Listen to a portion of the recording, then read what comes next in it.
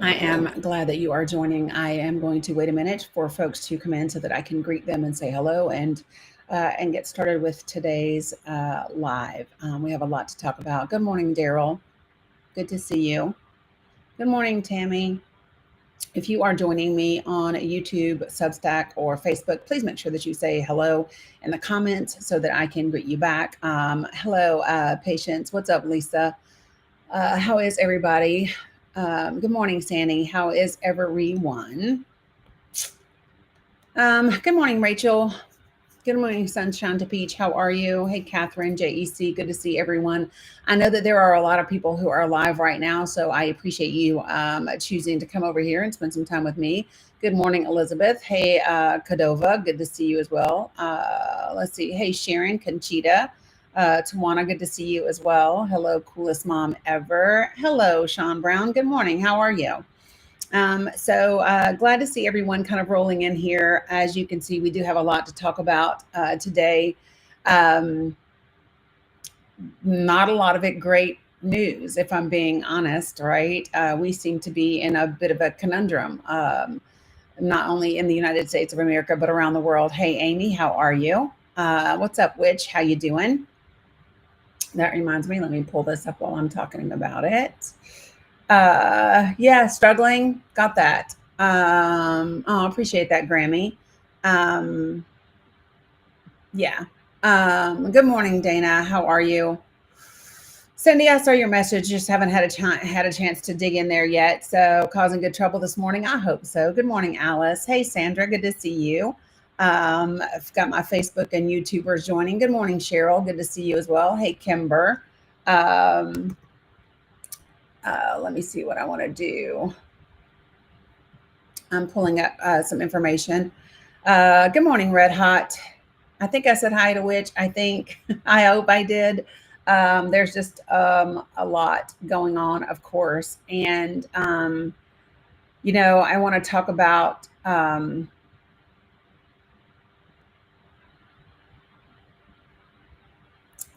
it's going to be interesting. Hey, Tara Love, good morning. It's going to be, let me just say this might be a challenging conversation today. And I'm going to ask you guys to bear with it, dig in. And hey, Beach Bum Wannabe. Hey, Auntie Ticker. Um, I'm just going to ask you all to bear with me as we get into this conversation and talk about all the things. Because there are things that I am frustrated with. Ooh, Cheryl, not good news. Hate to hear that, friend. Let me know if there's anything I can do. Hey, Brandy, good morning. Um, hey, Jojo. So, as you all can probably guess by the images up here, while there are many things that I want to talk about today, two of them are going to be the mass pew pewing at Annunciation Church slash school yesterday in Minnesota, and then of course we are going to touch on Palestine. Hey, oh Owl, I appreciate you. You are more than welcome. I am also going to be playing a clip. So my daughter's friend that is in Nasser Hospital in Gaza gave an interview, and because she did give this interview, and it is public, then I'm going to go ahead and share it with everybody, so that you have the opportunity to see it and hear what she has to say. So, I believe that we can focus on more than one thing at a time. And so we're going to do that to the best of our abilities today. Okay.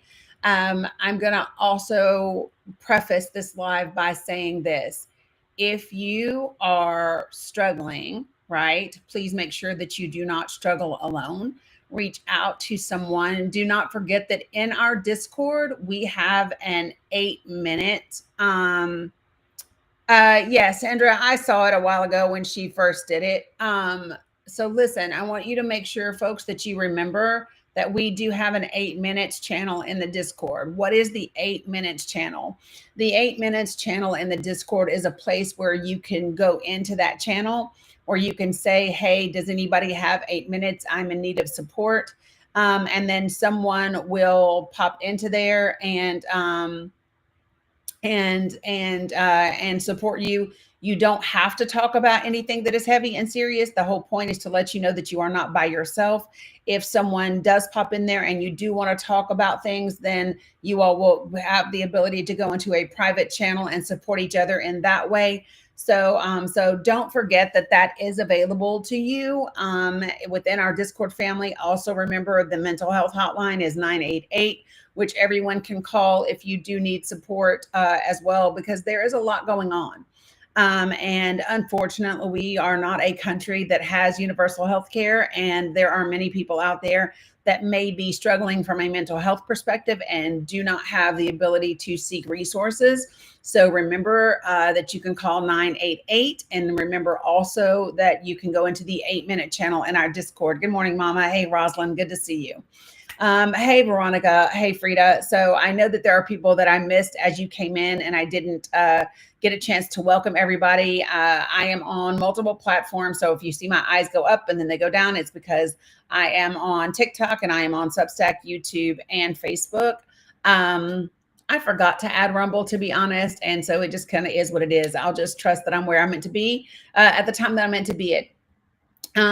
So things that, yeah, you are very welcome, Tina Noel. So most of us knows, oh, I'm sorry to hear that, Conchita, sending you lots of love. And good morning, Carla. How are you, cuz? So I want to talk about yesterday. And I want to talk about it and just be very direct so that we can have just a transparent conversation around, the events of yesterday. And I'm going to tell you something that is irritating me about this conversation is we're going to get to the pew pew part of it in just a second. But can I address what I believe to be a double standard and something that is concerning for me? The fact that the FBI has come out and said that they are investigating this as a hate crime because it occurred at a Catholic church is bothersome to me. Unless you can prove to me that this is specifically because those folks were Christian or Catholic, I don't know that this qualifies as a hate crime. This is a former student of this school. This is someone whose parent worked at that school. And if this person experienced discrimination and hardship, good morning, Jen, at that facility, that does not equate to a hate crime, right? And so that is the first thing that bothers me about how they are choosing to go about the framing of this event. So that should bother every single one of you. I don't believe that we should categorize things as hate crimes when they are tied to religion, but we are not doing that with regard to, whether they are racial crimes, whether they are LGBTQ plus crimes, whether they are, you know what I mean? So I have an issue with this government jumping all the way out in front and saying it is a hate crime because it occurred at a Catholic school. Just because it occurred at a Catholic school does not make it a targeting of Catholic individuals. And so that's the first thing that I have an issue with.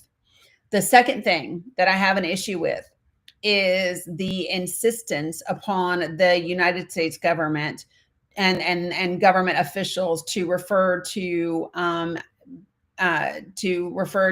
trans individuals as something other than how they identify. And let me just say this, I believe it's part of what perpetuates the problems that we have happening in this country right now. The fact that they are saying that this is a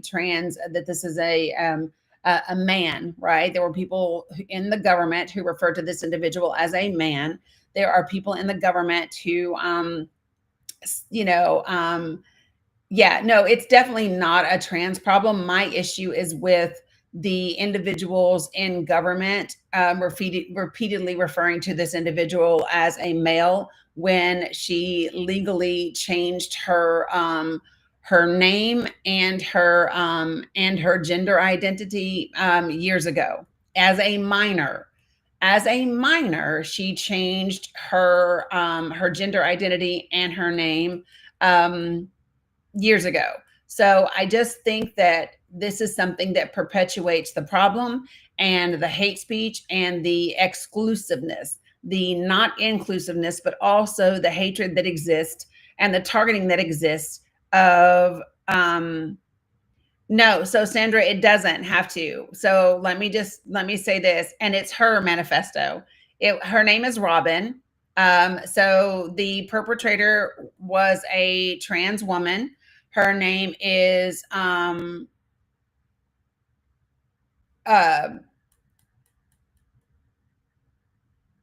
hold on. Let me just go ahead and address issues right off the bat today. User 2012, feel free to join the panel. I sent you a direct invitation and I'm happy to answer your question. Thanks, Jen. Appreciate you. So to be a hate crime, it does not have to be mentioned in her manifesto. And what they said right out the gate yesterday was that they were calling it a hate crime because it occurred at a Catholic school, which that in and of itself does not make it a hate crime. Okay. So hey guys, I addressed user 2012. Just if user 2012 wants to have a conversation, let them join the panel. Other than that, don't argue with them, right? They'll either join the panel or they'll end up leaving or they'll end up getting muted or booted. And I'm fine with any of the above, any of the above, right?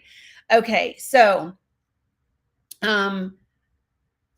I'm going to say this because I've said this many, many times before.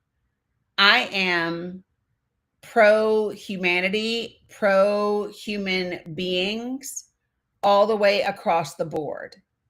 That includes the LGBTQ plus community, right? As long as whatever people are doing, as long as your religion, as long as your life, as long as your existence does not cause harm to other individuals, right, directly, I support your ability to live, love, breathe, pray, or not as you choose. So I hope that this is clear for everyone who follows me. Okay, so the same way that I will stand up for the rights of Black and Brown people, Indigenous people, the Palestinian people, is the same way that I will stand up for the rights for LGBTQ plus individuals, and that is that. And so just so that everyone is clear, that is the type of space that I run. It is an inclusive space that does not tolerate hateful language, slurs of any kind, any of those things. You will be muted and booted from this live if you engage in that behavior. Okay. Hey, Doug, good morning. So I just want to be clear. If you're going to speak with me about the alleged perpetrator of this crime, you will refer to her as her name, which is Robin. And you will refer to her as her. Blason, nope, I support Jews as well. It's Jews, Christians, Muslims, anybody. I think I was just clear. I said, as long as your existence isn't causing harm to other people, I support you. That would include Jewish people. So you would like to equate being pro-Palestine with being anti-Jewish, and they are not the same thing, right? I didn't mention everybody. I didn't mention Buddhist. What's your point? What's your point exactly? I didn't mention Buddhists, and I didn't mention Wiccans. I didn't mention atheists. Again, what's your point?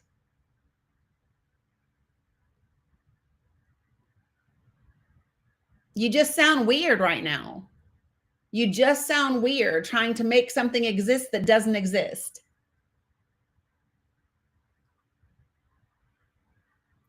Yes, I was because I don't have to. There are Jewish Palestinians. There are Palestinian Christians.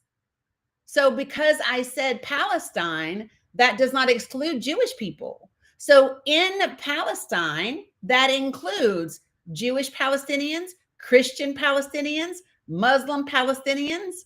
There are lots of different Palestinians that live there. So I named a specific country. I did not, oh, there are Palestinian Jews, beloved. And I wasn't naming religions. But thank you for participating. All right. So, folks, maybe that is an important piece of information that everyone should know. Okay. So, just so that people are clear, in Palestine, go ahead and block Blaze on now. In Palestine, there are Palestinian Christians, there are Palestinian Jews, there are Palestinian Muslims. And to be clear, all of them are being unalived, all of them are being targeted, right? All of them are part of the Israeli government and Israeli military's efforts to cleanse Palestine, regardless of their religion.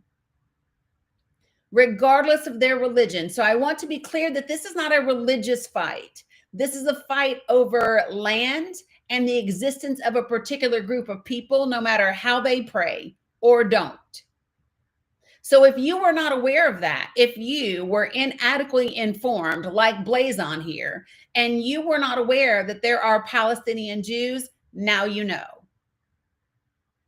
If you did not know that there are Palestinian Christians, now you know. If you were not aware that the IDF targets a Palestinian regardless of whether they are Jew, Christian, or Muslim, now you know. Just so everyone is clear. Okay, great. So again, things that are important about yesterday's events here, okay, in the United States at the Annunciation Catholic School / Church. Robin Westman is the alleged pew-pewer who unalived themselves at the end of this event yesterday. Hey, Delgrave. Hey, Uka. And Robin changed her name while she was a minor.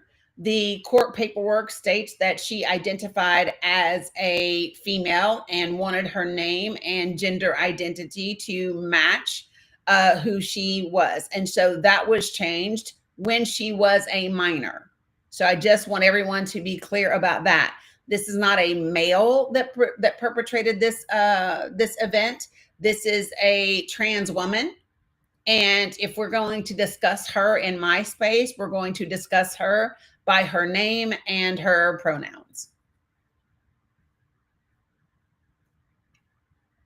Yes, yes, Sandra, had Robin said, I hate Catholics, and I am unaliving and I'm targeting Catholics, then it would be a hate crime. But to my knowledge, that is not, they have not made the manifesto public yet. So I don't know what all the manifesto includes, but the mere existence or the mere, fact that it occurred at a Catholic school does not automatically make it a hate crime. Okay. And and specifically a religious hate crime. And the reason that's important to note is because when we had the unaliving that took place in the South Carolina church for the boy they took to Burger King afterwards, y'all remember him, right? Y'all remember that, right? The boy that they took on to get Burger King. I don't say his name. I know who it was. Yeah. Yeah, so on his way to jail when they took his ass to get some Burger King, right? So that occurred at a church, right? It wasn't a hate crime because it occurred at a church. It was a hate crime because he was going after Black people. See the difference between the two? So the location does not automatically denote a hate crime. It has to be the purpose of the targeting of the people. not the building that they exist in. And that's important to understand. And let's just be clear. What we're not going to do around this is say, oh, well, this is an issue because she was a trans woman. No, we don't do that around bullying, do we? Around any other type of bullying that has occurred. If somebody is emo, if somebody is quiet, if somebody is overweight, if somebody wears glasses, if somebody has acne, if somebody is whatever, and they are repeatedly bullied because of this thing about them, right? We don't blame the thing about them for the event, do we? No, we don't.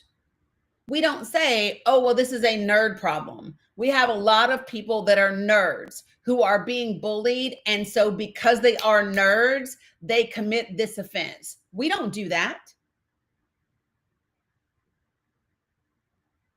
And we don't do that in this case either.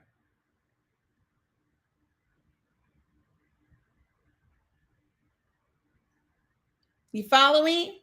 Right?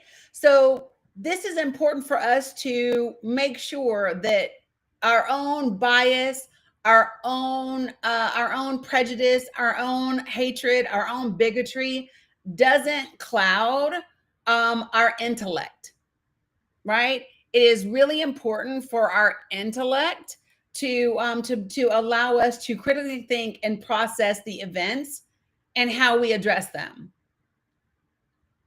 So again, over the years, what we have seen oftentimes are individuals who say, I have been bullied for years and years and years in my school systems because I'm quiet, because I'm a nerd, because I dress in all black, because I'm poor, because I'm whatever, right?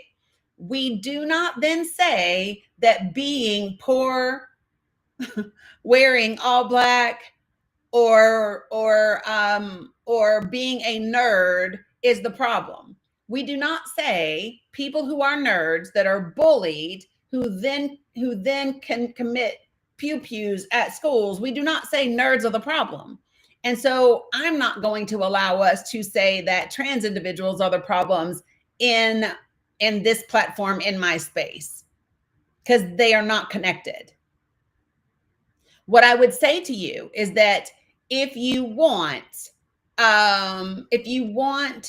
nerds, trans individuals, quiet students, any of those things to stop being unalived in schools, pass responsible pew pew legislation. That would be step number one.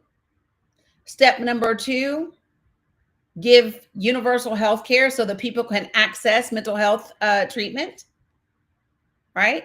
Number three, you could open and appropriately fund public education, including social education, inclusive education. If the person who committed this act had been someone with a disability, right? Let's just say this was someone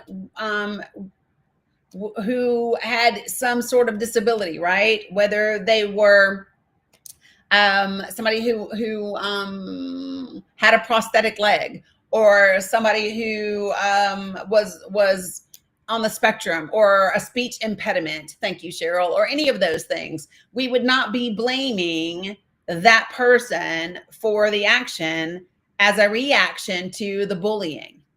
We wouldn't do that. Okay.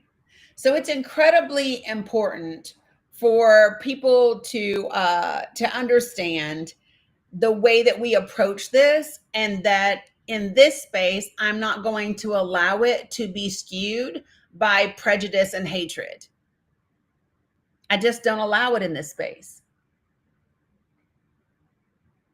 So, thank you, Charlie Marie. So I needed to say that right out of the gate so that people understood the way that this conversation was going to be determined and held in this space, right? So I do want to talk about something. Oh, Elkie, come on, come join the panel. Love to talk to you, Elkie. If you're a real person and not a bot, join the panel and let's talk about where the blame lies. Let's do that.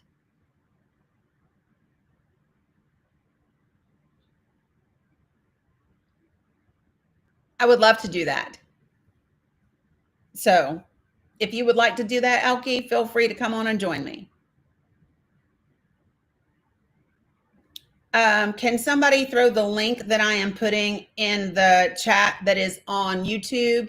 Can somebody throw that link up on Facebook and the Substack Live so that anybody that is watching on YouTube, Facebook, or Substack that wants to join the panel and have this discussion with me, so that they are able to do so as well. Hey, Miss Natasha, how you doing? Yeah. So see that?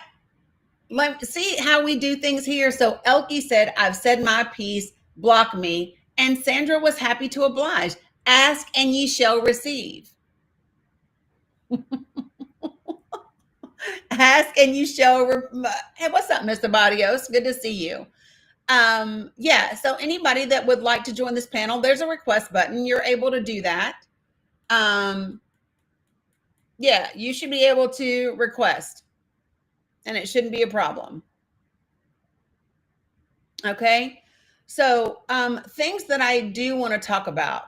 Um, so this is what's interesting to me. So, right, knock on the door shall open. So the FBI is saying that they are that this is an act of domestic terrorism and a hate crime targeting Catholics. And here's what I would say: if this had happened at a random Catholic church or a random Catholic school, that might be a reasonable assumption or theory about what happened. But this did not occur there. This didn't occur at some random place. This occurred specifically at the school where the perpetrator used to attend and her mother used to work. Right? So this is not random. It might not be that that Robin hated all Catholics. Maybe just the Catholics there that bullied her, that degraded her, that did not accept her. Could that be it? Right?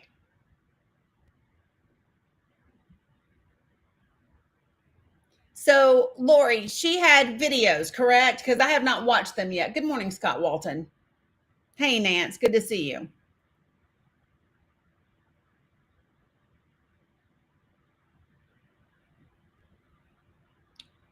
Right. Yeah, that's what I thought, Carla. And so this is where if I am a an individual that wants to be responsible in the coverage, no, it's a trans woman, Deb. It's a trans woman. Her name is Robin.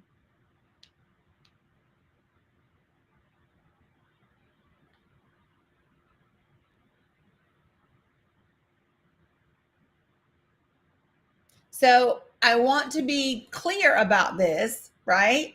When the FBI posts on X that it's a male, that only perpetuates the trans hate that we have in this country. And that is a group of individuals that are already targeted for their simple existence. And we don't need any furtherance of that. You follow me? That's irresponsible. It's irresponsible to behave that way.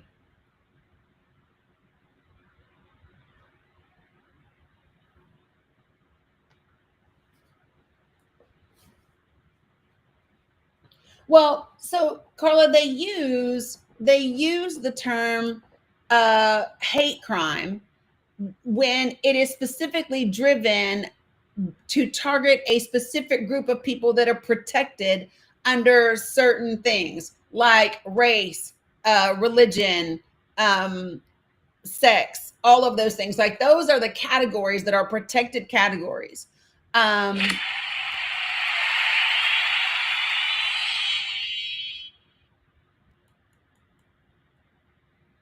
Give me 1 second, folks.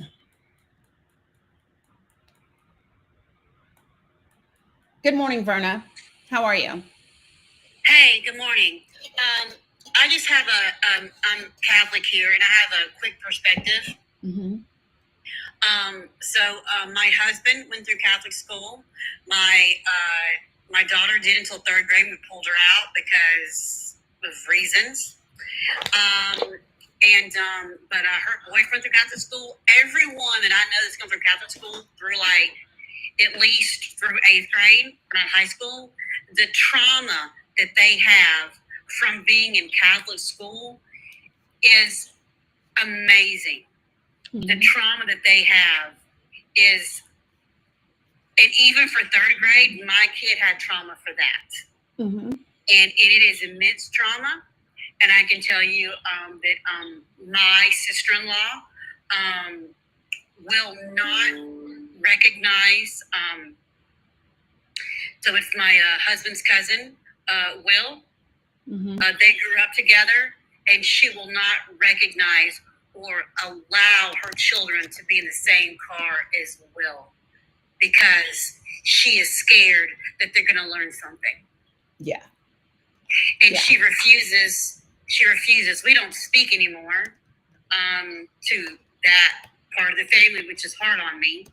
But as soon as I heard this, I called Will to make sure if Will was okay, because I knew that my sister-in-law was going to start crap because Catholic school. Yeah. But the trauma that they have endured is immense. So Kenya, she is a trans woman. Robin Westman is a trans woman. That's what she is. Yeah. I just want to be clear. And so listen, if you want, so folks, let me just say this, and I'm not going to get into a debate about Catholic schools or the Catholic religion or any of that. What I will say is simply this, okay, is ask Indigenous people about Catholic schools. I will say that first and foremost. Ask Indigenous people about Catholic schools. That would be the first thing that I would say. The second thing that I would say is go to the database of the Catholic institutions that have had SA occur against the children that attend either those schools or those parishes. So again, this is not a debate about whether Catholic school is bad or not. What I will say is evidence suggests that there could be a systemic issue in Catholic institutions. Mm-hmm. And I'm going to hop off, but I just want to say love only ever comes from a good place. Love for yourself and love for others. And love for yourself means loving the body that you're in. It 100%. Only ever comes from a good place. Yep, 100%. Yep, I appreciate you, Berna. And thank you so much. I got to hop off for therapy because we all need therapy. But bless y'all. Yes. And may she bless your day. Yep, thank you. 100%. So yeah, I'm going to say this because, well, okay. Natasha, do you mind to hold on for just a second, sis? Yes, ma'am. Appreciate you. Words hurt. Come on and join the panel, please. If your picture is like denotes like who you actually are, I would love to talk to a Black male around this incident and this conversation. So I would love for you to join the panel to have a respectful conversation.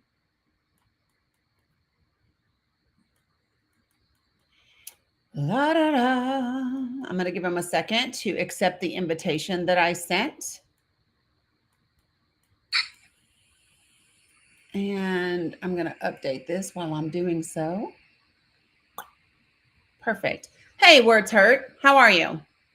I'm great. How are you? I am fantastic. So I missed some of the things that you were saying in the comments. So would you care to kind of reshare them for me so then we can have a discussion?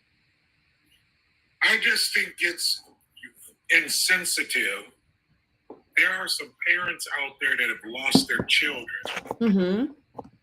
And to go at this discussion right now, this is a little bit insensitive. What do you mean? In what way? Well, as I was listening earlier, it just sounds as if we're making the school a problem instead of the problem was an individual came in there and killed somebody's kids. So first, this is TikTok, so you got to say unalived, right? Oh, so I'm sorry. Yeah. I know that. Yeah. Sorry about that. Okay. Sorry about that. And number two, I didn't say anything about the school having done anything. What I said, and what I said from the beginning is the FBI, before a manifesto has been released or anything, the FBI said that they were investigating this as an anti-Catholic hate crime because it occurred at a Catholic school. And what I said is that location alone doesn't make it a hate crime. For example, we don't know yet if this place was targeted specifically because it's a Catholic school, right? Or because this person, Robin, did not choose a random Catholic place. Robin chose the school where she attended, right? So it would seem to make it personal, not necessarily a hate crime. And what I said is that I don't think the FBI should be saying that and using male pronouns and male nouns when referring to her because it skews the facts of the case. That's what I said. I did not blame the school at all. I haven't even gotten to talking about the victims and all of that. What I'm talking about first and foremost is the government and law enforcement and how they are creating a particular narrative around what happened. But aren't they creating the narrative by the information that they pulled out of the home? No. Of that victim? Well, how do you know that? Because they said they were investigated because they said they were investigating it as a hate crime before they'd ever pulled information from the home. They said they were investigating it as a hate crime because it occurred at a Catholic church yesterday when it was still breaking news. Can I ask you a question? Sure. Did you see the pictures of what he wrote on, or what she wrote on the guns and the ammo? You know, you got to say pew-pews, right? Oh my God, yeah, I forgot. Okay. Yeah. I gotta get my TikTok mind on. Yep. Right. Yep. Get your TikTok mind on. On the pew-pew and the ammo. You saw what was written on there, right? No, I didn't. Okay, you should go and look at those pictures. But that alone showed some hate. Not okay, but hate about what? Well, what it seemed like, if you read what was being stated, was hated. It was anti-Semitic. The statements that was written on the ammo. Also. So hold on. I'm just going to look at the pictures. So, because this part's important. Yeah, I know. I'm waiting to get to this part. I don't want the whole video, please. Can I just get to the can I get to the, come on. I just wanted the still images. And of course it gave me a whole video that I don't want. Give me 1 second. Doom, doom, doom.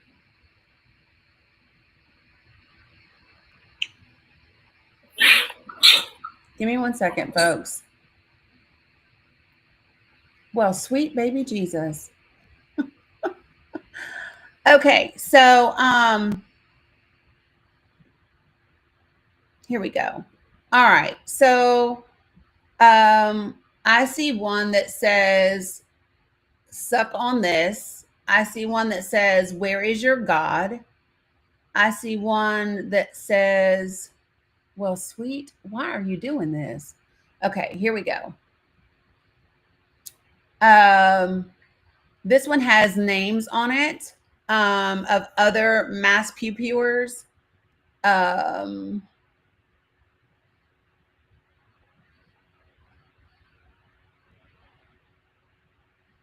Let's see.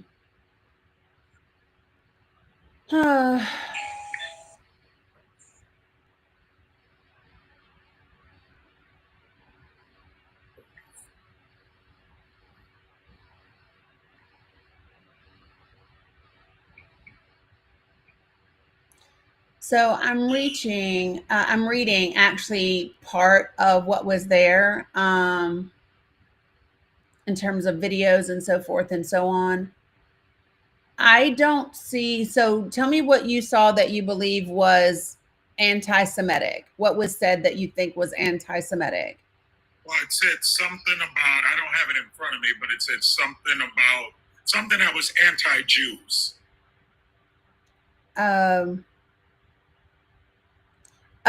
One thing's, so I'm reading it. So the one that you're talking about here says Jew gas, but this was a Catholic church. Yeah, but that I mean, but this was two things can be true too. You could she could felt a certain way or had hate towards both groups. It doesn't just because where it happened at doesn't mean that negates the hate for the other group too. Let me tell you what she said, because I'm reading the quote. And she said, in another entry, said, if I were to carry out a racially motivated attack, it would mostly be against Zionist Jews. And then she called Jewish people entitled and penny sniffing. And then she said, quote unquote, free Palestine. Those are the things that she said. She did not attack a Jewish church. She didn't do that, right? So if she might be someone that doesn't like Zionist Jews, that doesn't make this a hate crime. Well, because here's what you're doing. You're saying that because the hate wasn't there because she didn't get the opportunity to get over to a Jewish. No, you don't know that she had an opportunity. She could have gone anywhere she wanted to. Let's don't do that. Let's don't act like she could not have done this somewhere else, because she could have. You're doing the exact same thing. You're trying to pretend like there was no hate. No, I didn't. No, I'm not. In what way did I say that? In no way did I say she didn't have any hate. Don't put words in my mouth. What I literally said is that the United States government said they were investigating this as an anti-Catholic hate crime. And so what I am saying is I have yet to see anything that said her hate was for all Catholics, and that is why she chose this school.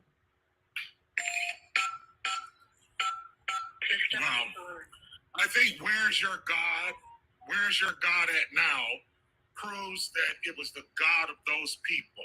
No, I think where's your God at now, and let me just say this, where's your God she is specifically talking about the God of those people, not necessarily the God of Catholics.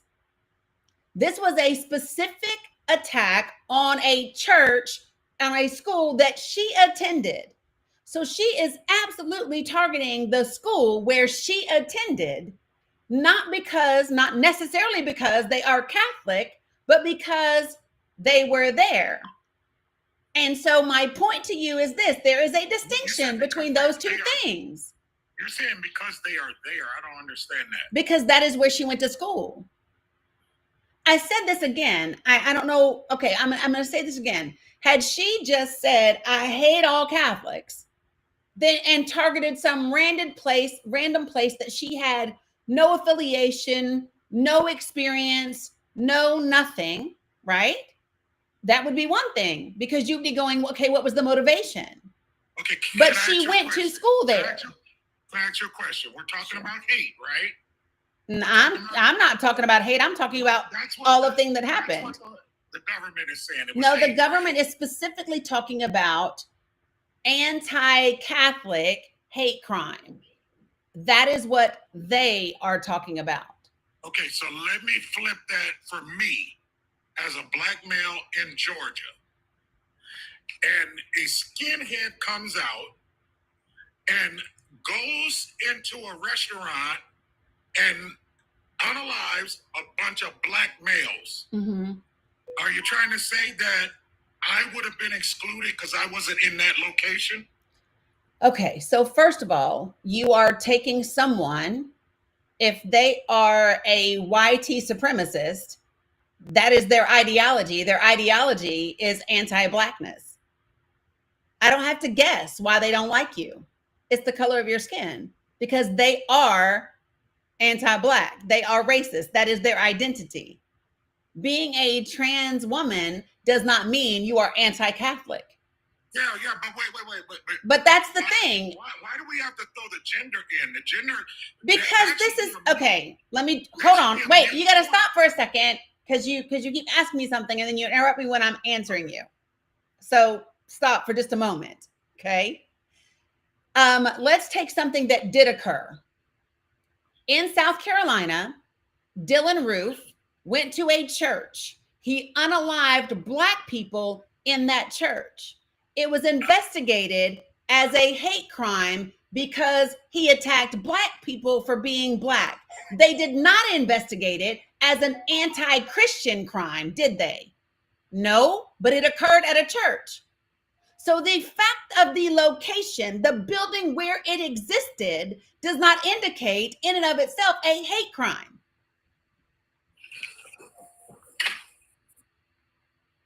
That is what I'm saying. And I think I'm saying it very clearly. Well, being a listener of your live, it just sounds like you're justifying somebody that doesn't need to be justified because that was horrible what happened. I need you to explain to me one word I said that said this person was justified. Well, you're the way you're trying to defend. No, sir, I'm not defending shit. Let me be very clear. I have not said one word in defense of unaliving people. Not one word. So let's be very clear about what I said and what I did not say. But you definitely are because you're No, but I'm definitely not. You are listening through the lens of how you want to hear what I'm saying. You are not listening to the words that I'm saying. Because I never said anything about justifying anything. What I said is that the United States government should not be saying that this is a hate crime against Catholics because there's no evidence to support that. Well, you don't know, though, what I know is that when they said that, let me be clear. When they said that, they didn't even have any of this. They said it while it was still a breaking news story. And they actually said they were saying that because of where it occurred. Can I ask you a question? Sure. How much do you know about the hand that they have? Do you know if this person was on their radar before this even went down?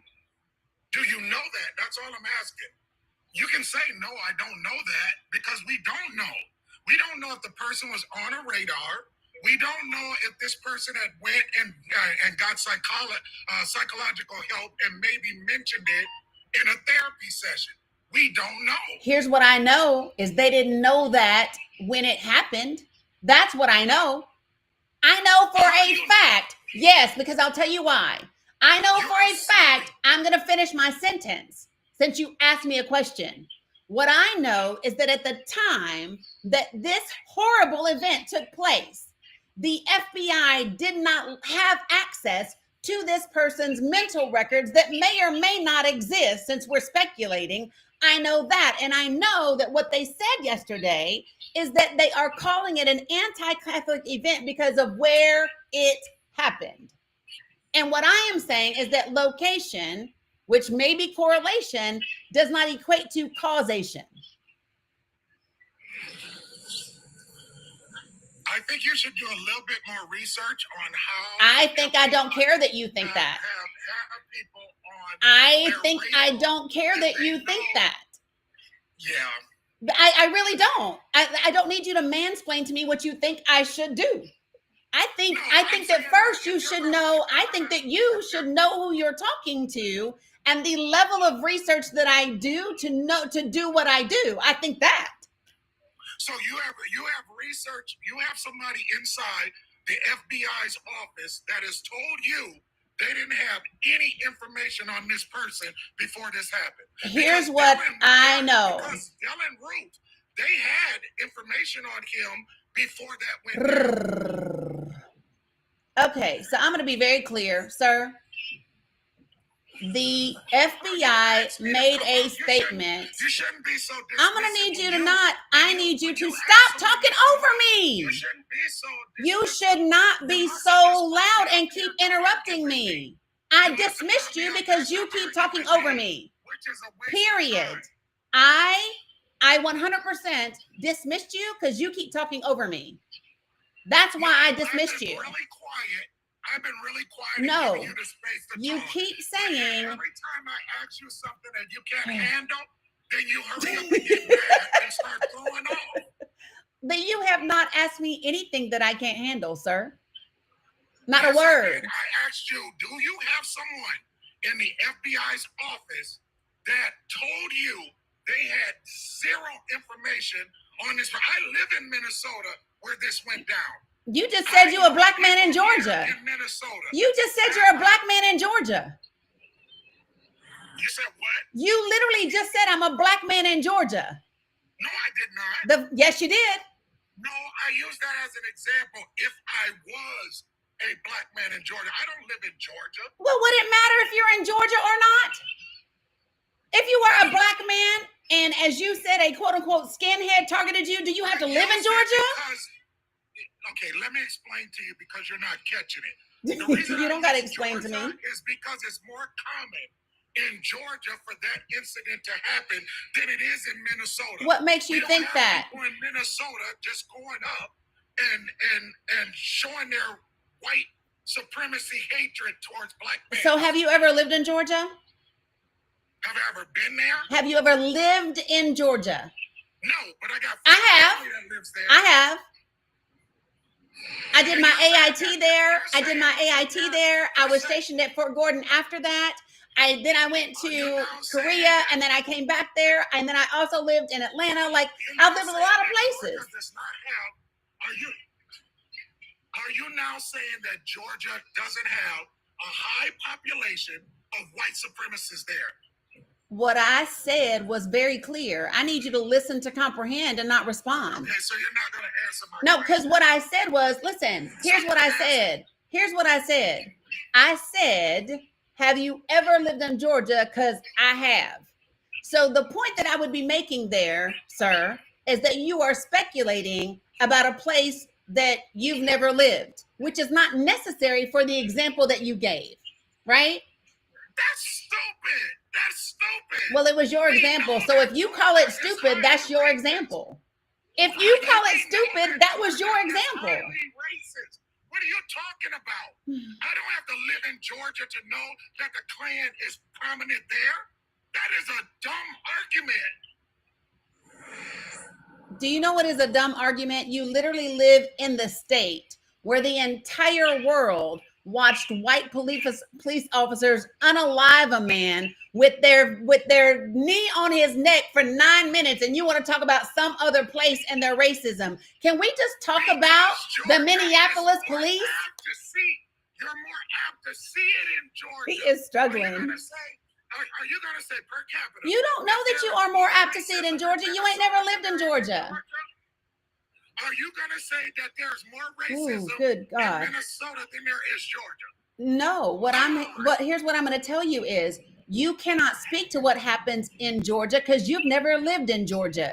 Yes, You I could say can. to me that you That's are like making telling me I can't assumptions. speak about- Why is That's he like telling me yelling? I can't He's speak about yelling slavery because he doesn't because I like was me never not a taking slave. his mansplaining. That is why. He's yelling because he doesn't like the fact that I called him out for mansplaining. That's what he doesn't like. It's not that. It's I'm matching your energy. No, you're not. Because I wasn't at first, but I'm matching your energy. No, you got mad when I brrred you. That's when you got mad. No, I'm not mad. That's when you got mad. Know me. I'm not 100%. mad. What you're doing right now is deflecting from the point that I made that Nope. Georgia is more racist, and that's why I use a place that is known for racism Nope. as my example. And you're trying to deflect from that. Nope. No. Here's what I'm Yes, doing. you are. And so here's what I'm going to ask you to do, right? I'm going to ask you to take it down a notch. And what I'm going to ask you to do is just let me finish this statement that I am making, okay? This conversation was about you saying that I was minimizing or justifying what happened yesterday when I did no such thing. And the topic of the conversation was very simply this, okay? Yesterday, while this event was still breaking news, right? While it was still breaking news, the FBI said they were investigating this as a hate crime of an attack of someone being anti-Catholic because it occurred in a Catholic school. My statement has been and continues to be that the location of the event does not in and of itself make it a hate crime against Catholics. And my example of why that is not so is because in South Carolina, when Dylan Roof went to a church to unalive Black people before the police went to Burger King to feed him, right? It was investigated as a racial crime against Black people. It was not investigated as an anti-Christian hate crime, even though it occurred at a church. So what I'm saying is that the government should not be speculating and calling it an anti-Catholic hate crime when we don't have anything that demonstrates such. And at the time that this event occurred, neither did they. And as a matter of fact, if we reference the images that you talked about, all of the writing on the magazines, there's none of them that says, I hate Catholics or Catholics should be unalived. None of that says anything about Catholics specifically.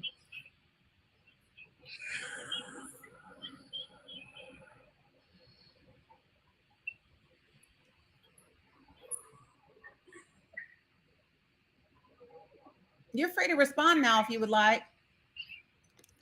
My point is you still don't know whether this guy or woman was on a radar of the government before this went down. We have to be honest. We don't know all of this. We don't know. So, and if I remember correctly, the reason why they did not say that Dylan Roof was attacking Christians because one person survived and told that person exactly why he did that. So they didn't have to speculate whether it was religiously motivated or not. Oh yes. No. There was one person, Dylan Roof let that person live and said and told them why he did what he did and for them to tell why he did it.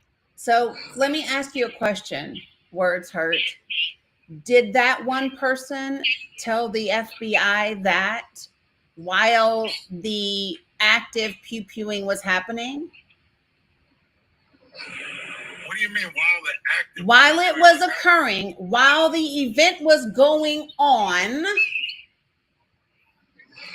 is that when this person told the FBI? Of course not. Okay, of course not. They didn't know the people had been pew-pewed until Right. the person that survived picked up the phone and called and said, this has just gone down. So that's the point that I'm making.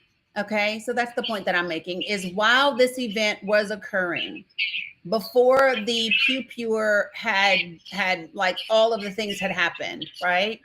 That's the point, is that the FBI didn't have any, there had been nothing. It was in the middle of the breaking news, right? So there was no one to say this was done because he doesn't like Catholics. There was no one to say that, and there were plenty of people that were alive. Yeah, there are plenty of people that are alive, and there's been no one except the FBI. In all the people that were interviewed, there's been no one saying that this was perpetrated because she hates Catholics. That's not what's happened. The FBI said they were investigating this as an anti-Catholic hate crime because of where it occurred. Okay, can I share something with you? Sure. While all that was going on, I live here in Minnesota.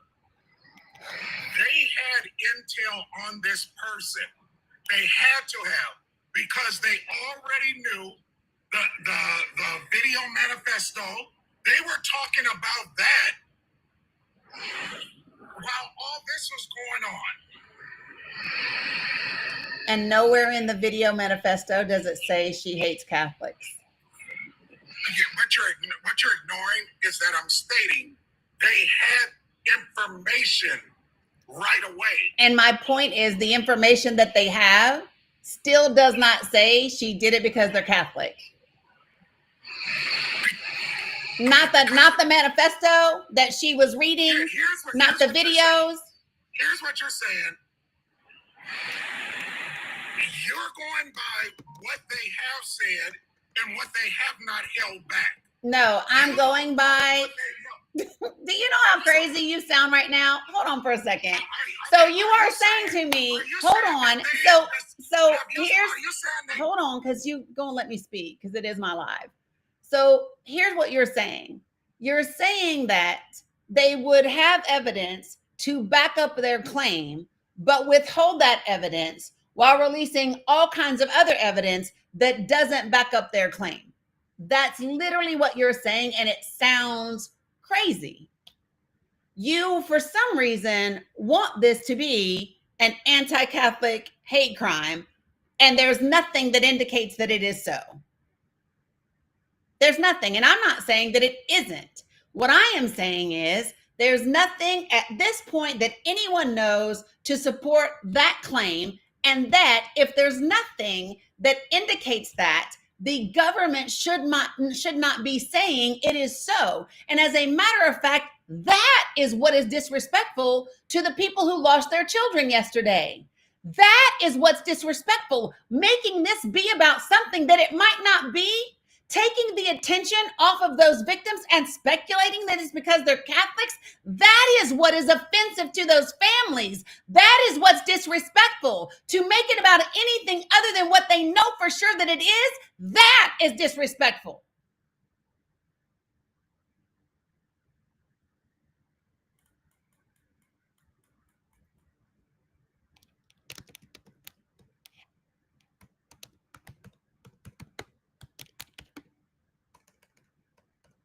I unmuted you, or sent you an invitation to unmute.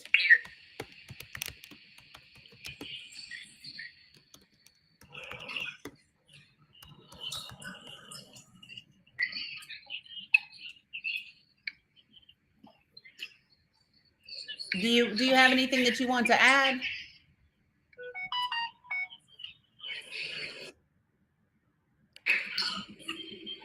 My point that I've been stating, I'm not a Catholic. I'm not Catholic. I did not say you were. Excuse me? I didn't say you were. Okay, why do you snap so fast? I didn't snap. I'm clarifying that I did not say. Okay, here's what I'm gonna do. I'm gonna gracefully bow out of this discussion because I don't even think you're even allowing me to get my point across. And what is your point exactly? Because when you came up here, words hurt, your point was, and the first thing that you said was that I was justifying and I was disrespecting the families. That's the only part that you heard me say. No, that's the only thing if you would let me finish my sentence, you might hear the rest of what I'm saying that you said. But if you keep interrupting me, then you're never going to hear the entirety of what I say.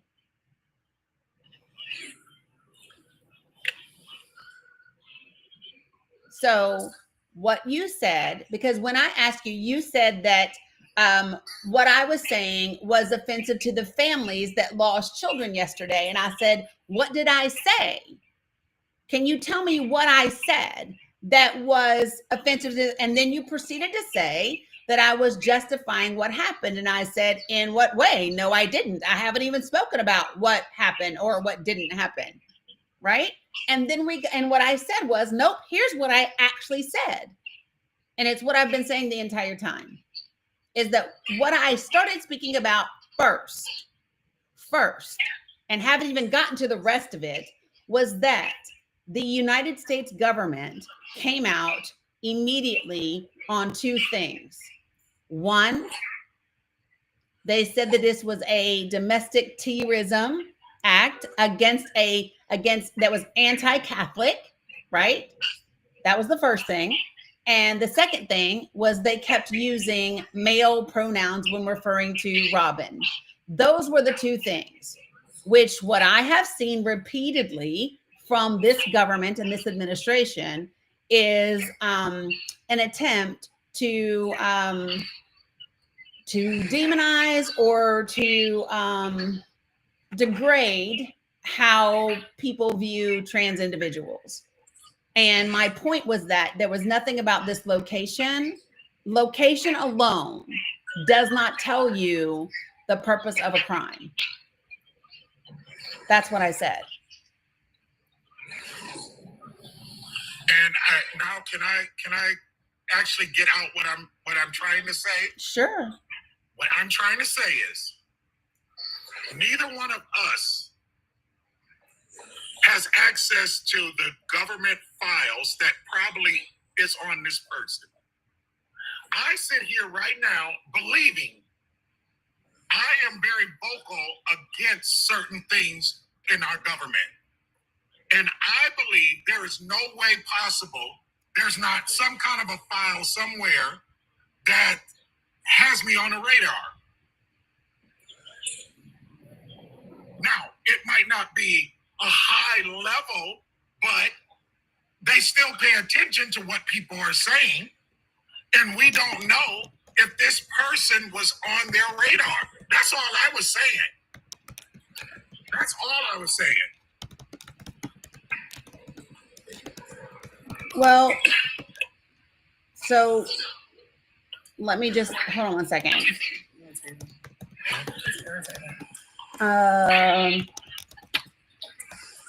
So I just need to look at one thing real quickly.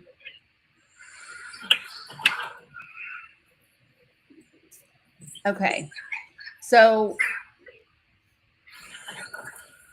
all of this occurred at 8 a.m. in the morning, right? While I was live yesterday at, good gosh, 9 in the morning, 8 something in the morning, we began to find out about this particular thing, okay? What I am saying to you is this. I guess the first thing that I would say is that if the FBI had this person on their radar, shame on them for allowing this to take place and for those children to be unalived and traumatized. That would be the first thing that I would say, is shame on them for not doing their job. If this person was on their radar, shame on them. That would be number one. Number two, what I am also saying for the, I don't know, 11th time now, is that the location of this event does not mean that the motive was anti-Catholic. It doesn't indicate that. Hey, Brett, are you in the comments? Have you requested? Brett, if you want to come up at any point in time, you are more than welcome to. For those of you all who do not know Brett Cross is the father of Uki, one of our children that we lost in Uvalde, Texas. So Brett, obviously, if you want to come up, you may absolutely do so. If you do not, I respect that entirely, and you do not have to, okay? Because I can't imagine how traumatic this is for you and your family again. I muted you, words hurt, not to be mean, but because you had a lot of background noise. And the reality is this about what transpired yesterday. The United States government saying that this is an anti-Catholic act of domestic terrorism, and referring to Robin as a man and using male pronouns is disrespectful to everyone, because it politicizes a devastating event that should not be politicized. We should not make it about religion or gender identity in any way, shape, or form. We should be talking about and discussing how we reached this place where we have yet another mass pew-pewing at a school in which children lost their lives. This is not something that should be politicized. And the United States government intentionally using those words is attempting to do just that. And that I find disgusting. Until there is something. And in all of the images that I have seen on the weapons and the magazines, none of those words that I have seen indicate anything anti-Catholic, and neither do the videos. I'm looking at the videos that she posted where she's reading from the manifesto, and the news outlets are putting the words that she used. None of those things have said anything about hating Catholics, right? And so she talks about hating fascism. She talks about hating a particular group of Jews, Zionist Jews. She talks about them. She talks about things like that, but none of it that I have seen so far, and I've been scrolling during this entire conversation, none of that has been present. And I think that that's important. And it's not, and I am not saying that it's not an anti-Catholic attack. What I am saying is there's been nothing to say that it was, and to do so is harmful. That's what I'm saying. And I'm not going to sit around and speculate about what did they have, what didn't they have, because what I know is that everything that's been published, nothing has indicated that that is accurate.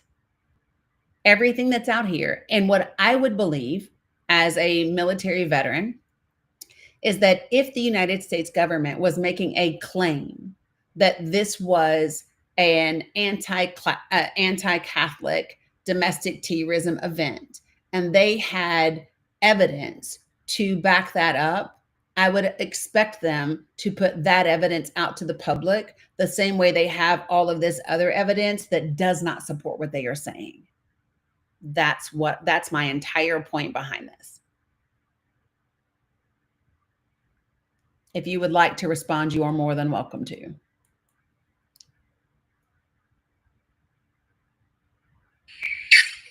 Only thing I'm gonna say is thank you for your service. I didn't know you were military vet. Mm-hmm. And I don't just say that to you. I say it to everyone that I see, because I honor and respect those that have fought for this country. And even if they didn't go and fight, at least they positioned themselves to protect this country. So only thing that I was stating was I think it's too fresh. The thing that hurt me the most is when they stated the name, they said how many children, and then they said their parents have been notified.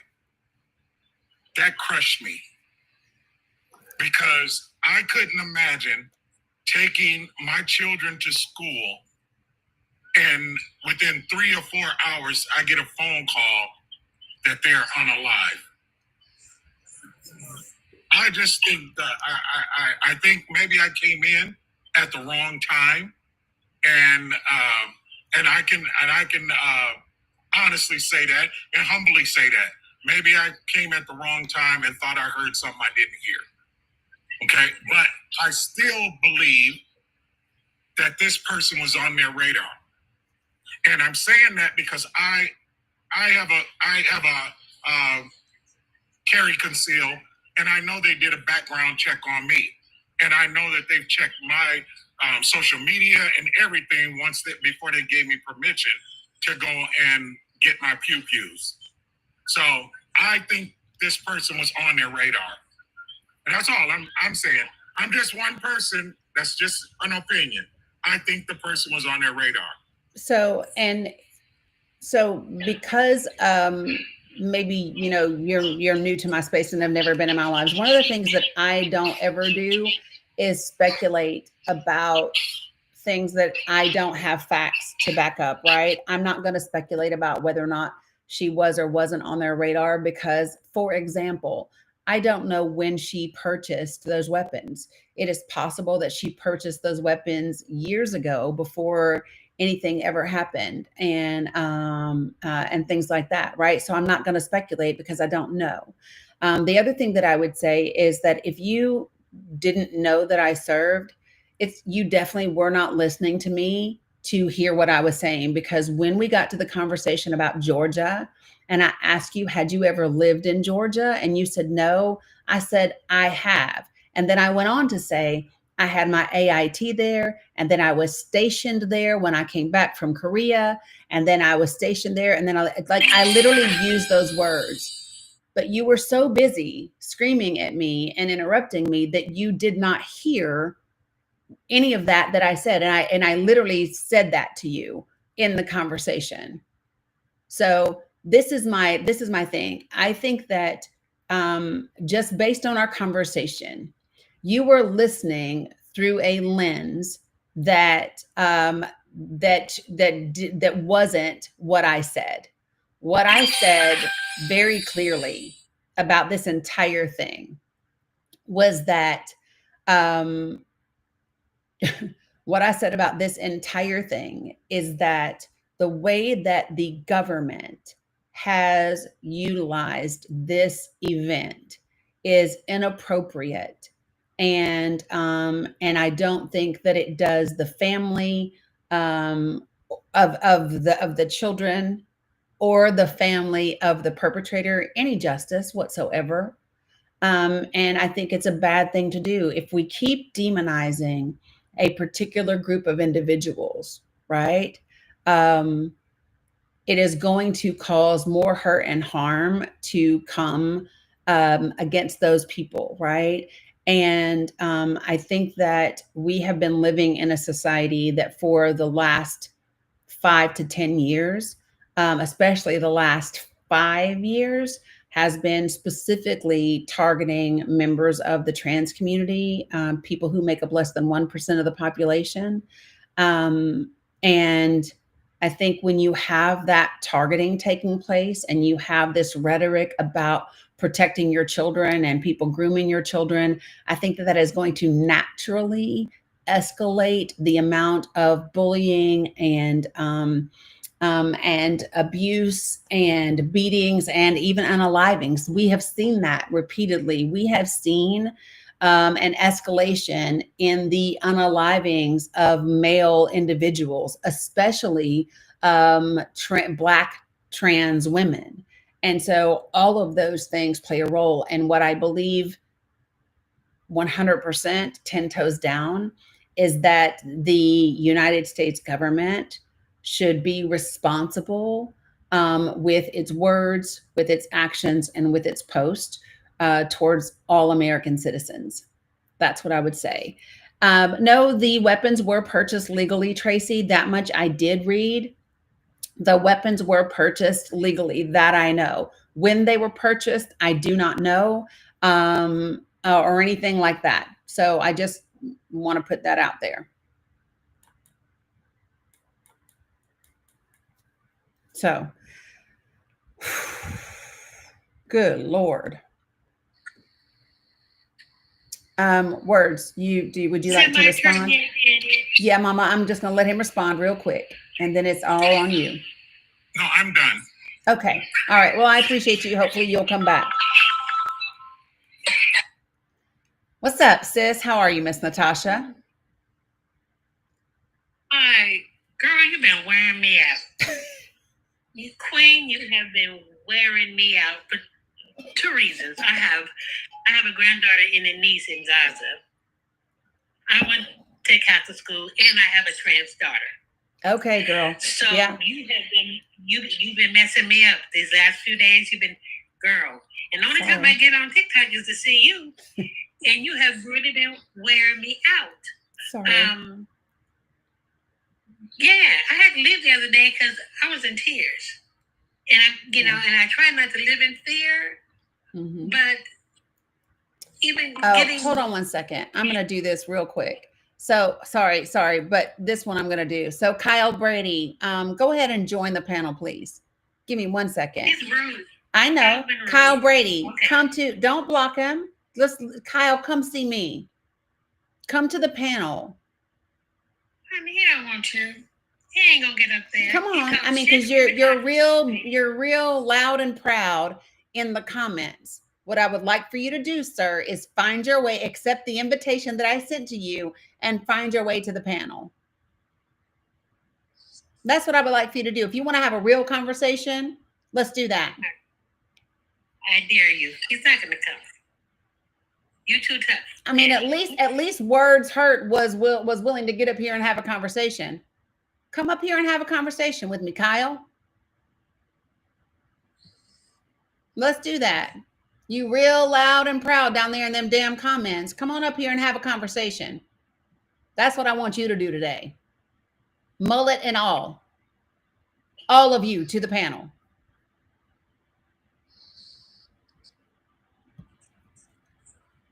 Trust me, he's not coming. Where are you at, Kyle?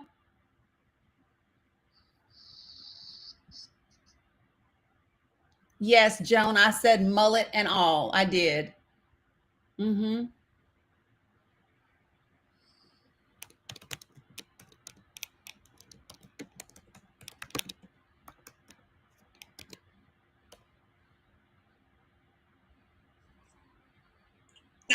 want to say to you, Go ahead, Danny, sis.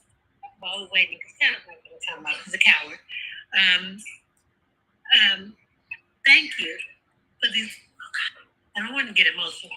Thank you for these conversations, because people need to know the truth about these things. I went to a Catholic school, and I'm going to say I was sent because I had a speech impediment, and public school didn't have a speech pathologist on things, so my parents got me into a private. The school district paid for a private Catholic school in 1969. And there was only 3 people that looked like me at this particular school. So I was treated horribly. Right. So if this baby was a known trans person, first let me say this, babies were killed. And there's no rationale for that. Ever, ever, ever. But I also understand being treated like crap and the anger that it took until I got out. So I went from 1969 to 1972 to a private Catholic school. So I I empathize with the anger. And so if she was a knowingly trans person in an Orthodox Catholic school, I'm Catholic, I was raised Baptist. So I went home and got one teaching, and then my mother was Pentecostal. So girl, you was all over the place. Yeah, so there was a lot of confusion in that. And so, so I empathize. but we need to, focus on the babies. We need to focus on why so many people have access to do these kinds of things. What kinds of things that we can do or say to prevent these kinds of things happening? Did she show signs initially that she had some issues in regards to that school? And our government calling it a hate crime, this is a situational crime. Yeah. I mean, I think it's situational. I can't say for certain. What I am saying, and I agree with you, Miss Natasha, is if it was just anti-Catholic, why not somewhere with more Catholic people in it? Why not a Sunday morning mass? Why this particular school where she attended, right? And for me, that whole "where's your God now" thing, that indicates to me that God was weaponized against her. It was. That's what it sounds like to me. Yeah, most definitely was. And now, even though trans people is less than 1% of the population, they're targeted regardless. 100%. 100%. It doesn't matter. But I also get angry when that kid went into a prayer meeting, prayed with at a Baptist church, prayed with them, killed them. They gave him a Burger King bag. Yep. And he was charged with a hate crime. Yeah. How does that look? He was never charged. He unalived 9 people and he was never charged. And I'm not making this a black and white thing. No, it's just a fact. But it is what it is. And babies are dead. People, unalive. Lord, take that for me. It's been a minute. And I only come on to see you. Well, I appreciate you. And you just broke my heart the last few days because, again, I also have empathy. And I don't like even talking about Gaza because that's not mean that I don't support Israel. But I know what's going on in Gaza. I have a niece and a granddaughter over there doing humanitarian work. And it's just awful. And the stories they're telling is awful. And then I'm going to stop because I know you tell me to start using the field word, but I'm concerned about their well-being as well. Yeah. As humanitarians over there. And that is reasonable. And I'm just worried, and then you put the truth on there because, they give us spin. And even with, my daughter trying to get information, they're giving faulty information. Okay, so the Times, she did not say that she supports Israel. You should listen. You should listen. What she said is that what she's saying doesn't mean that she doesn't support Israeli people, right? That's what she said. She was being careful to indicate that she is not being anti-Semitic, because that's what people have to do now. When people are speaking about being for humanity in Gaza and for humanity in Palestine, we have to now supplement that statement by saying we're not against Jews. We're not anti-Semitic. And the reason we have to do that is because, again, what has happened is this has been politicized so that anybody that does not support the unaliving of innocent children and a man-made created famine is somehow being made to be anti-Semitic. So what people now have to do is they have to go ahead and they have to supplement their original statement with more. So listen to comprehend, not to comment. Sorry, Natasha. That's what he was doing. I'm like, hello? She told you she was military. Yes, and I did. He was just talking to be talking. He wasn't listening. Too busy mansplaining to me some shit about what he thinks I should do. Sir, I don't care what you think I should do. I think you should know who you're talking to before you come talk to me. That's what I think you should do. Yeah, he didn't know Queen Danny, and he didn't know he was going to get the fallback. Or sit here long enough and listen so that you know who you're talking to. Shoot, ain't nobody got time for that.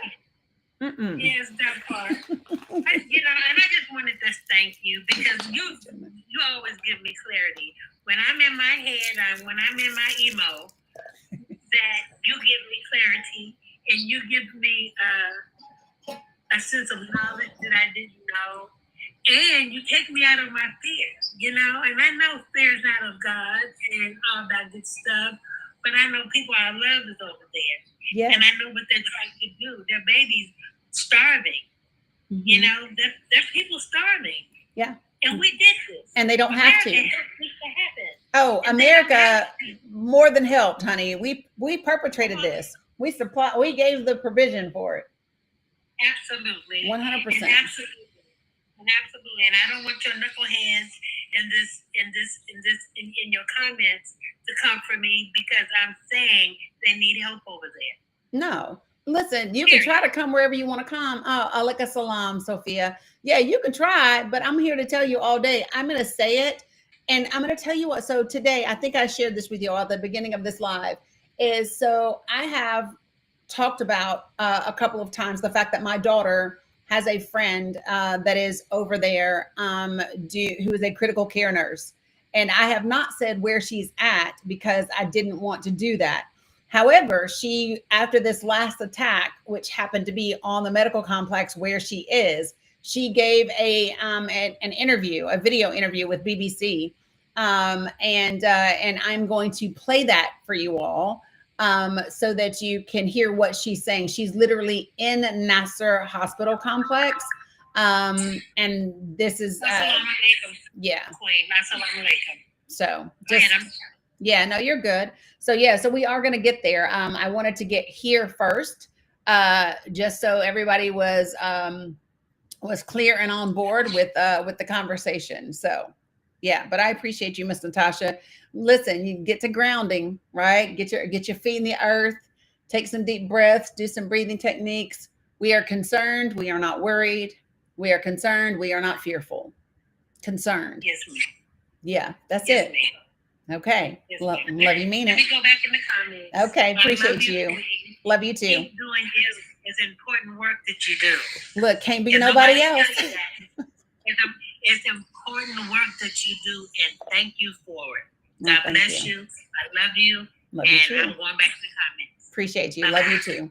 All right. So really quickly, the folks that are in the comment that have requested up, if you could do me a favor and put in the comments what subject matter you would like to speak on, that will help me in determining bringing you up to the panel. So if you could do that for me, that would be amazing. Just drop a line in the comments, whether it's about Minneapolis, what happened yesterday, or whether it is about Gaza, whether it is about trans individuals. If you could just share that with me, that will help me facilitate the live in the best manner possible. While folks do that, good morning, Ham. Appreciate you. What's up, A-Money? Elias, you are live from the AP press office in DC. Yeah, you can share. Come on, Elias. Whew.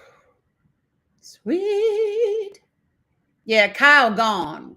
Kyle took his ass somewhere quick. I'll make it quick. I just want to. You got to be louder, Elias.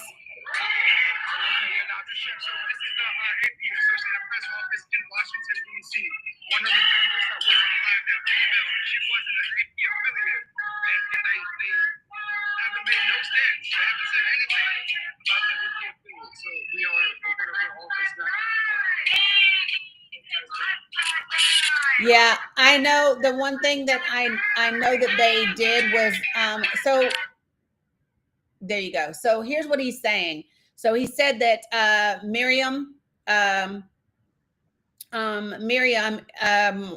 of the journalists that was unalived at Nasser Hospital Complex was an affiliate or contracted with AP Press, with the Associated Press, and he was saying that the Associated Press has not come out and put out a statement directly about the occupation and the man-made famine that is occurring, and so so they are outside the AP office right now, and they are protesting. Miriam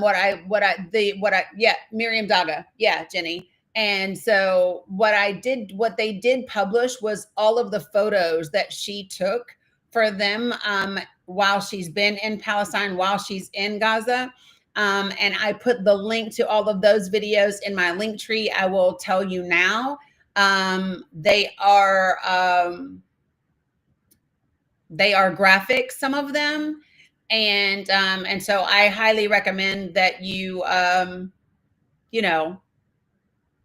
yeah, they are brutal, Kat. They are. So so they may be rough for you to see, but I encourage you to see them anyway, because it is rough for the Palestinian people to experience. So can I just say one about what you were saying before? yeah.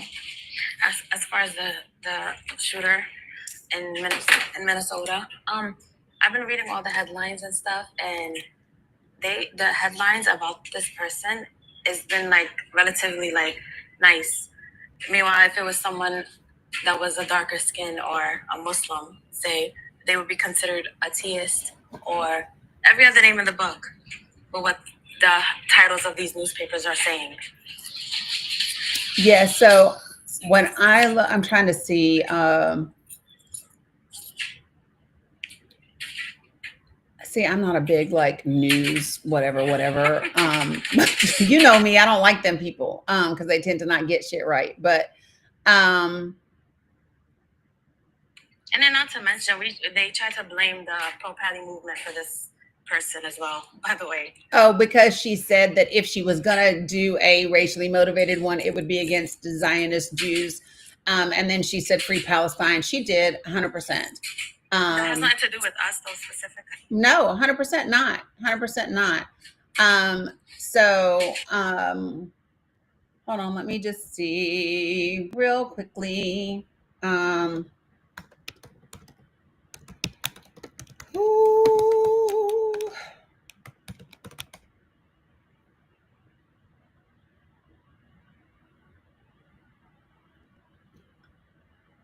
So,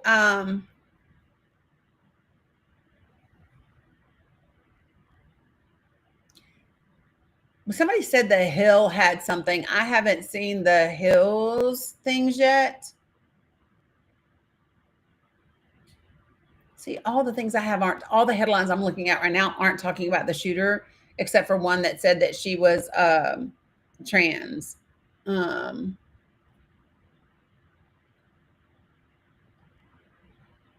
I still don't what's up see. with these? What's up with these school shooters that do this when school opens? Should we say school pewers? Should we say pewers? I'm saying, should we say that because TikTok?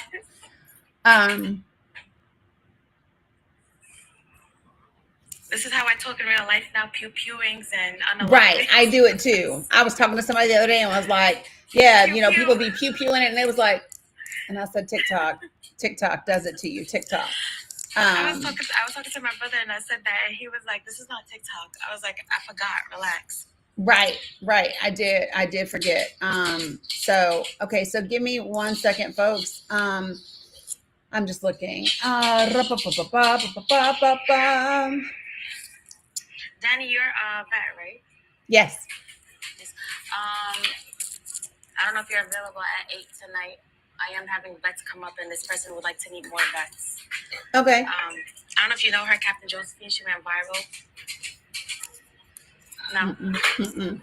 Girl, I don't be. Listen, TikTok is work for me. Mm-hmm. Social media is work. So when I'm not working, I don't tend to be on here just scrolling for no reason. I can't do it. True. Yeah. This is work. So like people be like, "Oh, did you see such and such?" Nope, sure didn't. Did you see such and such? I sure didn't.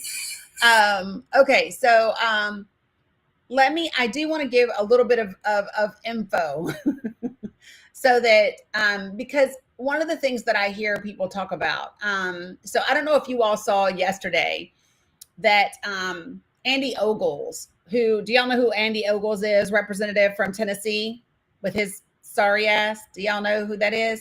Yeah. Okay, I can't stand Andy Ogles. And I don't know if you all saw him yesterday, but Andy Ogles put out this post, this talking about, please join me with thoughts and prayers about, for the victims in Minneapolis, la-di-da-di-da-di-da. And Justin Jones, who is also a representative in Tennessee, he replied back with a picture of Andy Ogles' Christmas photo. Have you all seen it? Some of you all, I know you have, but let me just show you his Christmas photo so that I can show you what Brother Jones responded with. This was back in 2023. So I can share my screen with you folks down here. Give me 1 second. With his, I don't like this person at all. And there's nothing in me that will ever like him. So this is their family photo for those of y'all who can't see it. Okay. And then let me just, I'm gonna like make this a little bigger for y'all over here. And then TikTok, y'all want to see it too. I don't want that. TikTok, y'all are about to see it too. Okay, you ready? I'm going to bring y'all over here. I'm going to take down this background. And then I'm going to turn my camera around. So this is Andy Ogles' Christmas photo from 2023. U.S. Representative Andy Ogles. And so yesterday, when he tweeted, will y'all join me in thoughts and prayers for the victims in Minnesota, Justin Jones replied back and was like, ching, ching. Oh, there were several GOP members of Congress that posted pictures like this. Lauren Boebert did. He did. There were several of them that did. So yeah. Yeah. So I thought it was an appropriate response to just like turn around and send them their Christmas photos, because this is what you guys want, right? MTG, right? All of them. They sure did. They sure did. So yeah, it was a handful of them. And this was their Christmas card. This was their Christmas photo, y'all. Christmas. Because that is what Jesus would do. Because that is what Jesus would do. Don't y'all know he was in Bethlehem, like ready to go? No, not a thing. I do want to give you all a little bit of information. So for people who are not aware, the United States of America absolutely had an assault weapon ban in this country. We had it from 1994 to 2004. Did you all know that? When we had it, for all of you 2A people, Christian conservative GOP, I don't want nobody coming for my weapon. I don't think anybody should be coming from. I deserve the right to have my own pew pew in my house so I can protect my family. For all of y'all, in between 1994 and 2004, could you please tell me what member of the government came and knocked on your door to take all of your pew pews? Because that is the contention. All of y'all keep saying, well, we ain't getting rid of these. Nope, I need this here AR. I need this thing to go hog hunting. I hunt hogs with it. You ain't never seen no wild hog. They come after my cattle. And I need this thing right here to get at them. How did you get your hogs before that? Before we had ARs available for everybody, because I do remember a time, right? Could you tell me how you got your hogs? How did you keep your hens safe? Just wondering, right? Y'all forget I'm from Tennessee. So I know people that literally, they talk like this. Yeah, honey. I mean, yeah, bless your heart. They talk like this. And you know, they was down there in the holler the other day, and you can't tell that boy nothing. You know, Charlie, you know the one I'm talking about. No, not that one, the fat one. That one. You know, the one whose sister had that baby by that boy about over in that other county? That one. That's what I know. And if y'all from back home, you know good and damn well what I'm talking about. Y'all know good and well what I'm talking about. So, but I want you all to know, right, Jason, over yonder. Well, honey, old Jim Bob, he said it too. No, you know what happened? His foot got caught under that cow last night. They was over at old Pastor Joe's yard cow tipping. They was over just cow tipping, and his foot got stuck underneath that thing. Sure did. Honey, we couldn't get it off of him to save nothing. We had to call that fire department to help. If y'all don't know what cow tipping is, you ain't lived. Y'all know cows sleep standing up. And so people think it's fun sometimes to go out at night when the cows are sleeping standing up and just tip them over.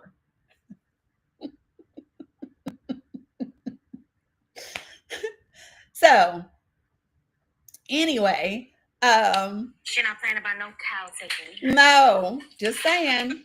It is creepy, Moon, but I'm just saying. But for why? I don't know, but they do. Nativity is correct. Nativity is correct. So I need you all to understand. For all of you all that are 2A, right? Salam J. And you know, you think that, oh, well, you can't take, you know, if we have this there assault ban, then I can't, you know, who's going to come for all of my weapons? Nobody. We had an assault weapon ban for 10 solid years. From 1994 to 2004, we had one. And nobody knocked on your door to come take your pew-pews away. Stop pretending like that's a thing. It's not a thing. And it happened under a Democratic president. We got the assault weapon ban under the Clinton administration. Right? So tell me again why this is a bad thing. And I want to show you all something. Just so that I land on the right thing. So, well, no, not that one. So I want to show you not just schools, but I want to show you the number of mass pew-pewings in this country between 1982 and 2025. Are you ready? So TikTok, I got to take you in my hand and show you. But here we go. We're going to do this together. So that right there is the graph. So this is 2004. Can you see what has happened since then? I want you guys to just look in this little period right here, the 94 to 2004. And now look where we are.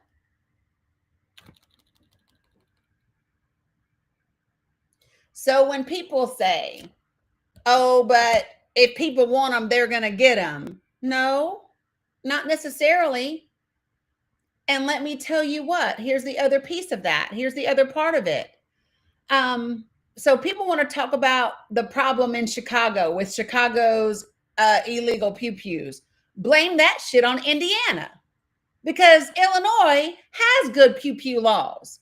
And so you're right to some degree when people say, oh, if they want them, they're going to get them. Maybe if they can, right?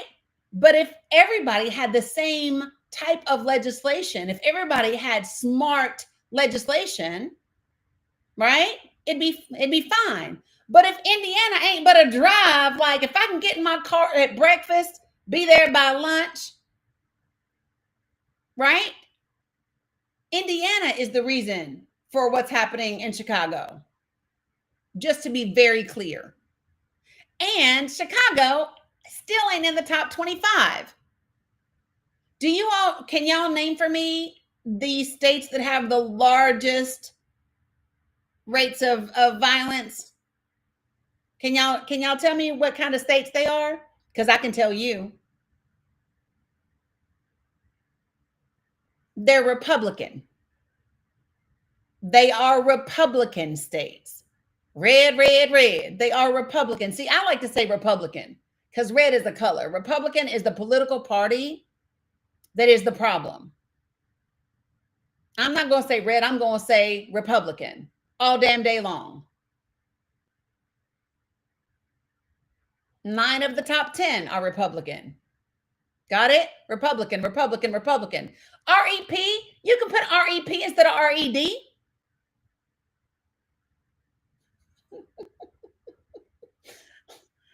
Okay? Listen, we think it was easier, but it ain't. REP, same numbers. Oh, come on, Beach 2018. Let's talk about what you think the solution is. I sent you a personal invitation to join me on the panel. I hope you do so. And we can have an intelligent, respectful conversation about pew pew issues in the United States of America and what the problems and solutions are. Are you coming? I sent you a direct invitation. Like I'm making you real special and everything. You have got my attention because you needed it.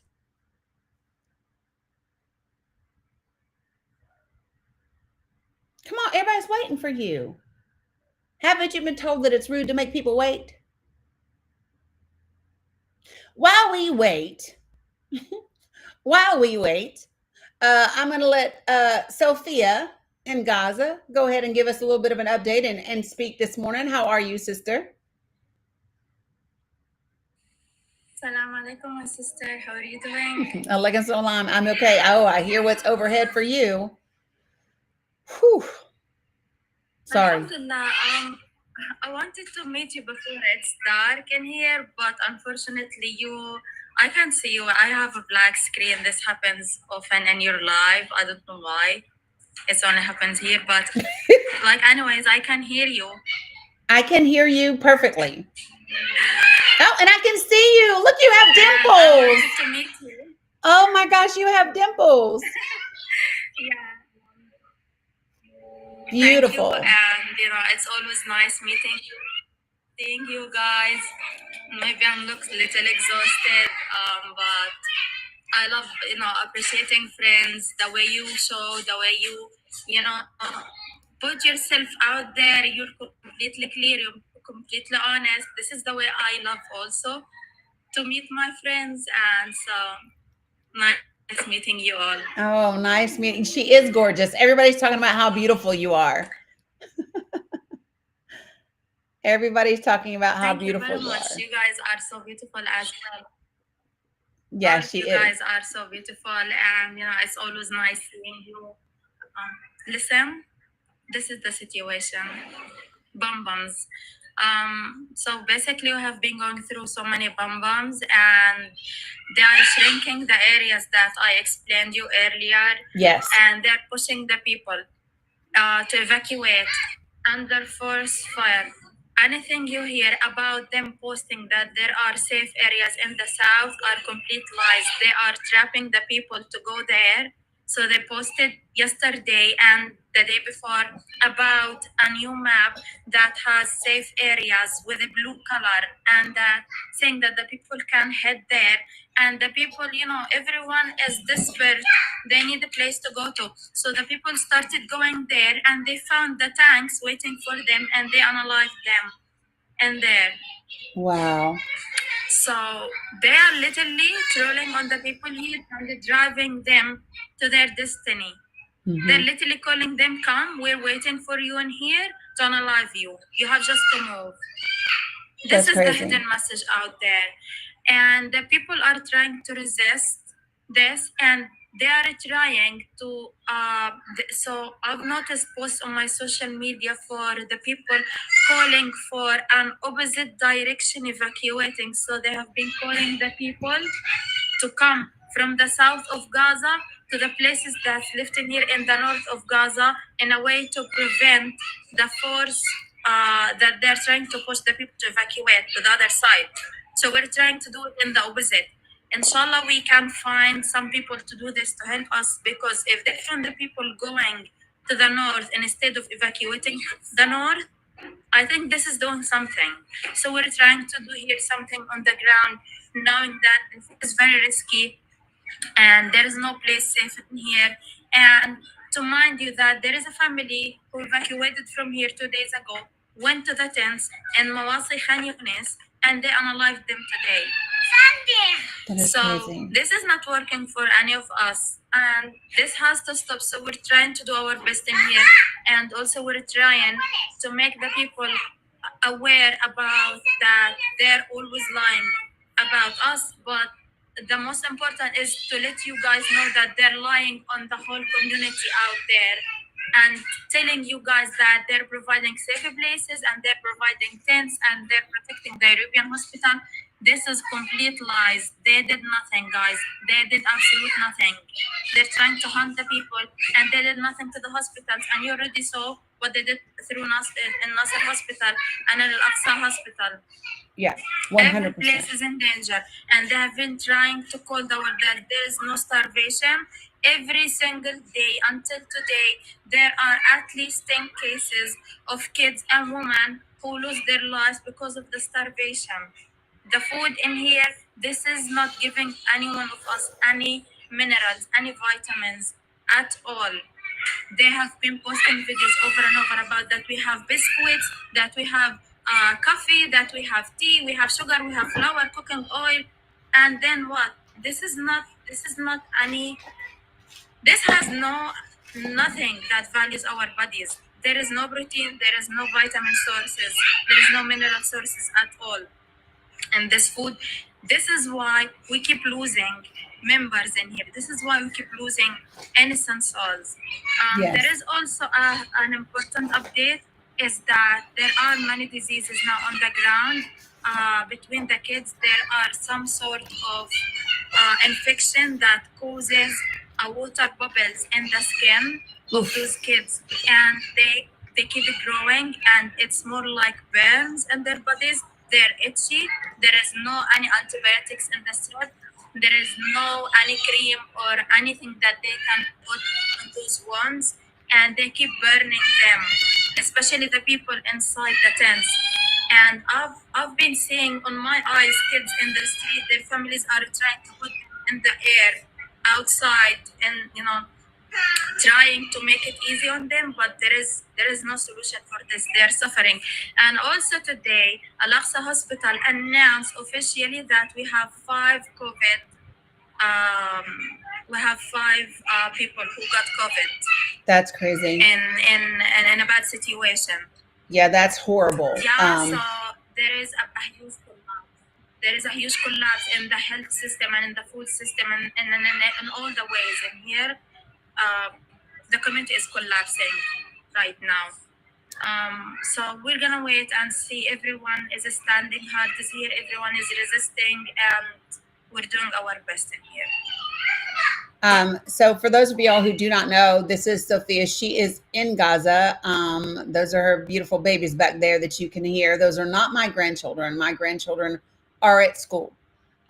Those are her children that you hear. When you talk to her, when you talk about what we do or don't have, and we keep saying that this is a man-made famine. If you have not seen, this is available in my link tree, and I'm going to go over some of the information right now. Okay. So this is from the Integrated Food Security Phase Classification.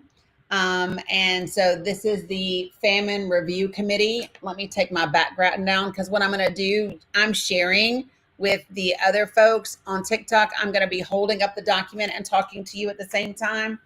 I'm going to go first to this document that you guys can see on your screen. If you're on Facebook, YouTube, or Substack, you can see the document that I am referring to. Appreciate you guys for gifting Sophia and helping her out. I am very grateful to you for that.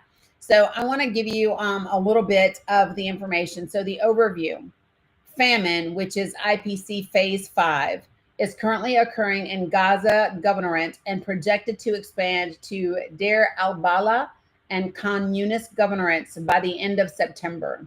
Malnutrition threatens the lives of 132,000 children under the age of 5 through June 2026. It will take a year. If we started right now, right, it would take a year. Listen to what I'm saying to you. We lost Sophia. So, but listen, I'm going to give you the stats as best I can, okay? I'm going to say that part again because I really do want people to hear. Malnutrition threatens the lives of 132,000 children under the age of 5 through June 2026, including 41,000 severe cases, doubling May's numbers. Famine is a race against time.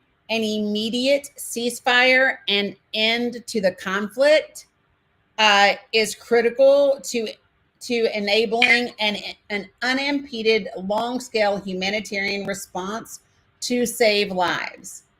There are 1.98 million people in IPC phase 3 or above. So they have phases to the food insecurity. Phase 3 is famine. Okay, so I just need you all to hear me. So almost the entire population is at phase 3, 1.98 million. Okay, 1.98 million is at phase 3 or above, which is considered crisis. 1.14 million are at IPC phase 4, which is considered an emergency. 641,000, holy shit, 641,000 are considered to be at IPC phase 5, which is considered a catastrophe.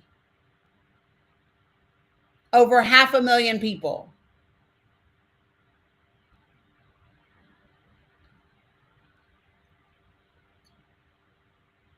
Acute malnutrition from July 1st of 2025 through June 30th of 2025.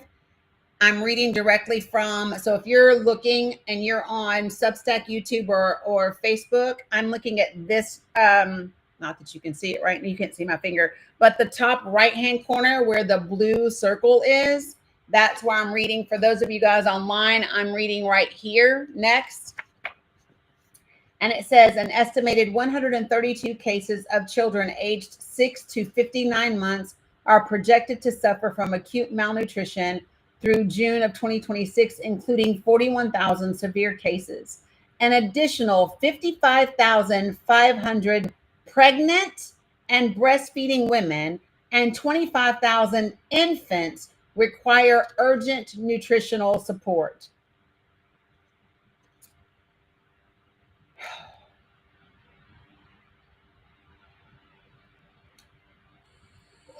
Go ahead, Sophia. This is the point, is that our babies are suffering. The babies are also suffering. We had around 3 months without any baby formula. I have for my brother-in-law, they got a daughter, and they have been struggling. All of the family were struggling, trying to search for them some formula for their baby. And the mom, she lost her entire family when her baby was less than 1 month, her mom. And so she was not able to breastfeed her well. She was going through hard times. She's young, she's only 20 years old, and she had to go through all of this. So her baby had to take formula within the breastfeeding, and it was very hard for us to find it to her. So as many kids in here, their moms sometimes had to give them an empty bottle milk. Sometimes they had to give them tea. Sometimes they give them only water, and sometimes they had to give them a milk, a powder milk that's not suitable for the kids, and that was causing them a stomach ache and pain.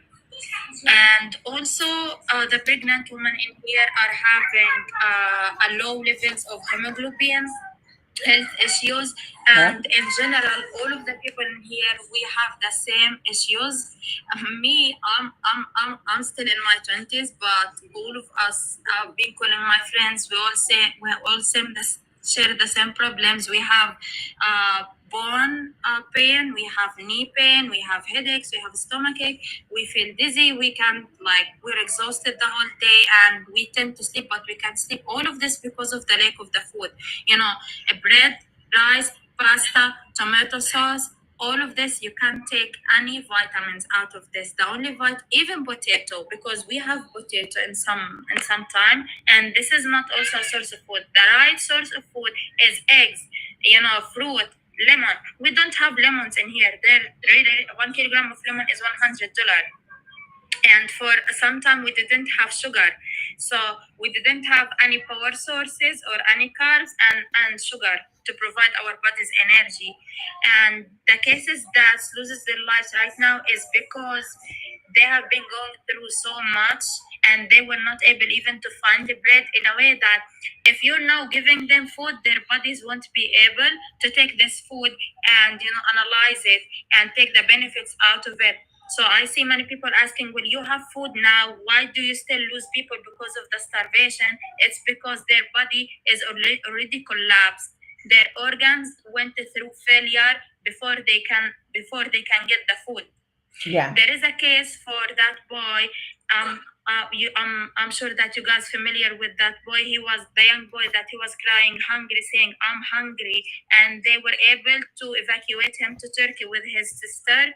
They were around 4 and 5 years old, and that little boy, that kid lost his life in Turkey. And you might wonder, well, we got him to Turkey to the hospital. Why they couldn't save him? It's because his body already failed and there was no any opportunity for him to survive. This is why we keep losing kids in here. And to mind you all, again, the families in here have zero income source. They have zero income source, and despite the prices are being more affordable than before, there are so many families that can't provide themselves food. There is a family that we helped a few times ago, raising some funds for them, and alhamdulillah, we helped them 2 months ago. Today or yesterday, we knew that they're going through bad situations, so we went today and helped them with whatever I could. Got them some flour, some sugar, some jam, some tuna, and some things that they can actually feed themselves with, and whatever they needed, we sent it to them, and they were so happy. This family is like an example. The parents are very old; they're at their 60s, and they're already suffering with blood pressure and sugar issues, and they have two special aid kids, special cases, and they have no one working in the family, and they have only one teenage who's running for the whole family, and he can't take care of this huge family. So this is one of the thousand cases that we have in here. So I wanted to make sure to clarify those things. And if you see any things that posted about food we have in here, like I'm gonna give you examples. We have Nutella is $100 for the small jar. We had some apples and some mango. 1 kilogram of those is $70, which around 3 pieces, which is not enough for my Sophia. 3 pieces of mango is not enough. We had also chicken. Yes, we had a chicken.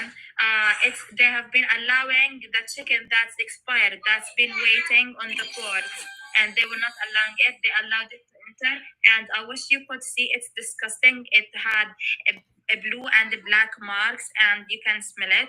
And they have been selling this with $100 for one chicken. That's around 1.5 kilograms.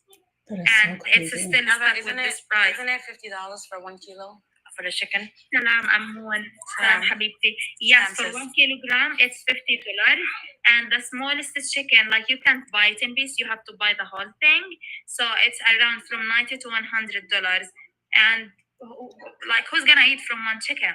Imagine Right. that, You y'all see, be complaining 1 about kilogram $12. of meat. Yeah. So Look, 1 kilogram of meat is $100. خليها تحكي. No, she's okay. So A Money, I wanted to ask you too about Dr. Saeed. Yes. I'll text her. She told me to get back to her this weekend, but she was like surfing, trying to figure out TikTok, and now that she has camera access, I'll go text her right now. When is a good time for you? Like around Whenever this she time? is available, I will make time. All right, let me text her. Hold on. Okay. So for those of you guys who are listening, so Dr. Mimi Saeed is a physician. Yes, she is saying $100. Yes, she is saying $100. That is what she is saying. And so just so that everybody understands, so Dr. Mimi Saeed was on A Money's live last week, and I was on that panel and got a chance to speak with her then. And she has agreed to come on a live with me. And so I'm excited for that to happen. As you all know, she was just recently denied re-entry back into Palestine, even though she's been there twice. And so I want to bring her on so that she can share information with people from a physician's perspective. Good morning, Jabber. So I want to really quickly finish reading a few more points from this report. Remember that this entire report, and this is just like the key takeaways. This is the snapshot. The entire report is in my link tree as well. Okay. Let me do this. Oh, Mary, before I keep doing this, before we get all the way away from Minneapolis and the Annunciation Catholic School event that happened yesterday, I know that Mary wanted to say something with regard to that. So I'll let you jump in here before I go back to this document. Actually, it was about Gaza, not. Oh, well, okay, cool. I can wait. Okay. Just go. What I wanted to say, first of all, is I want to thank everybody for all the information, and thank you, Danny, for having all the people up. And I've never, ever, ever shown my face on my profiles because I'm really insecure about things. And last night I made a blended photo with the flag of distress of the United States in my face. And I did that so that you people from Palestine would know that I do see you. I am here for you. And I pray for you each and every day. Appreciate that. When Sophia was talking about the people going south in Gaza just now, and she said they met the tanks and they were unalived, and in that very second her child came and made a happy cry behind her, I lost it. Mm-hmm. So just know we do care. 100%. And what I really wanted to say was I follow Tom Cotton on Facebook because I can't stand him, and in Arkansas it's tough right now.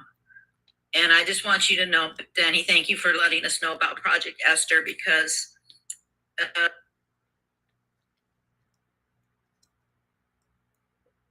I think she got a call.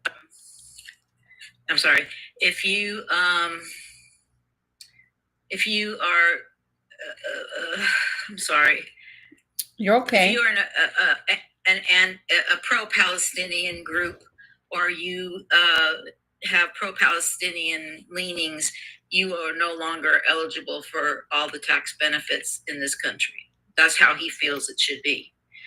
And my reply to him was, here's Project Esther right in my face, because I want him to know that I know, not that he'll ever see it, but had you not talked about this and had you not brought it to our attention, it would have gone right over my head.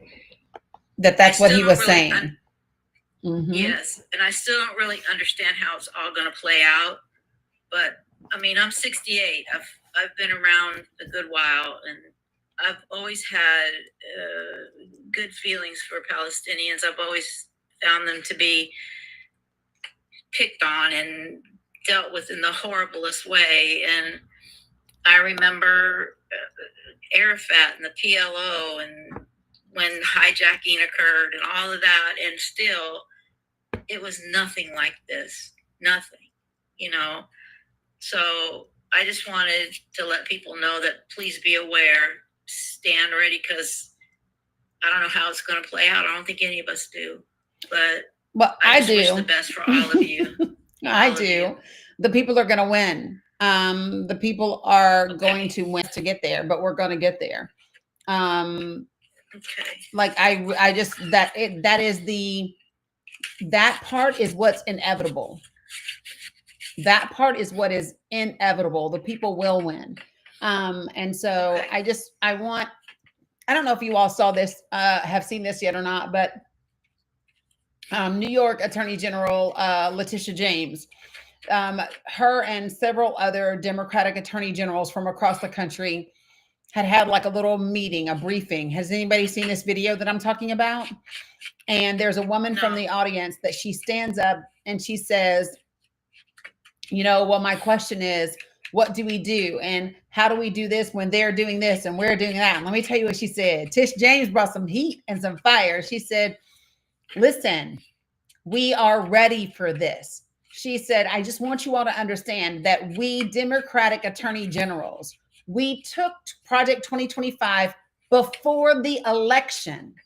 We broke it down by jurisdiction. We researched standing for all of the initiatives that they want to do.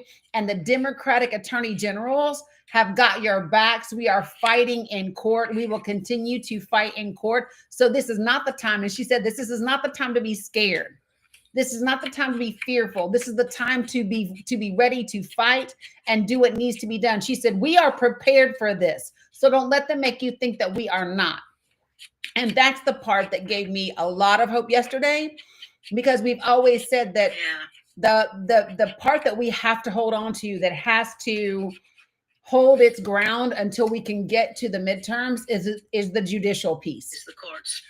Yep. Yeah, The exactly. courts have to, and what we know is that when the courts do that, when they try to withhold education funding in July, what happened? North Carolina Attorney General and other Democratic Attorney Generals sued, and what happened? They released that damn funding, right? So they are going to continue to throw things against the wall, and we have to be ready to listen. If it don't stick, great. If we got to peel that shit off and throw it back, fine. But whatever's going to happen is we're not letting what they are trying to do stand. It's just not going to happen. So Right, exactly. Danny, Thank she you, says thank you. she's as flexible as you are. Like, she asked me what is a good time for you and what's the best engagement. mhm. And so I guess you're both flexible. So do you want to pick a time and date, or do you want her to? It doesn't matter. I mean, I know she said before that the same time is fine if that's good for her. She wants the best engagement because she wants her voice to be heard, basically. So what do you think is best? If she wants the best engagement, I would like to do 2. 2 p.m. No, I want to do 2 different ones, and here's why. So Oh, listen. that's fine. I think she's open to, at this point, I think she's open to do anything to get her voice out there. To be Yeah, honest. we are on So this what- shit then. It's about to be So on and whatever you popping. think, you give me a time and a date, and I'll tell her. Okay. I think she's flexible enough to do it. Okay. I just got excited. You made me take my little mint out my mouth, girl. Because you know, when I'm on TikTok, right, having her on right now would be great, but I also want everybody else on all the other platforms to see her. So when I can do more than one, I can send her the Restream link, and then I can have her on all the other platforms, right? So one for just TikTok, and then one for this one. I want to be able to do both, and then I want to be able to take them shits and do them across the podcast as well, like all day long. And so listen, and here's what I want you all to do for me. So let's pick a day at a time. There's no day of the week that's better for her. She didn't. She was like, Okay. She said you pick a time. Okay, so hold on. So yeah, you got me stretching, popping my neck, all the things, right?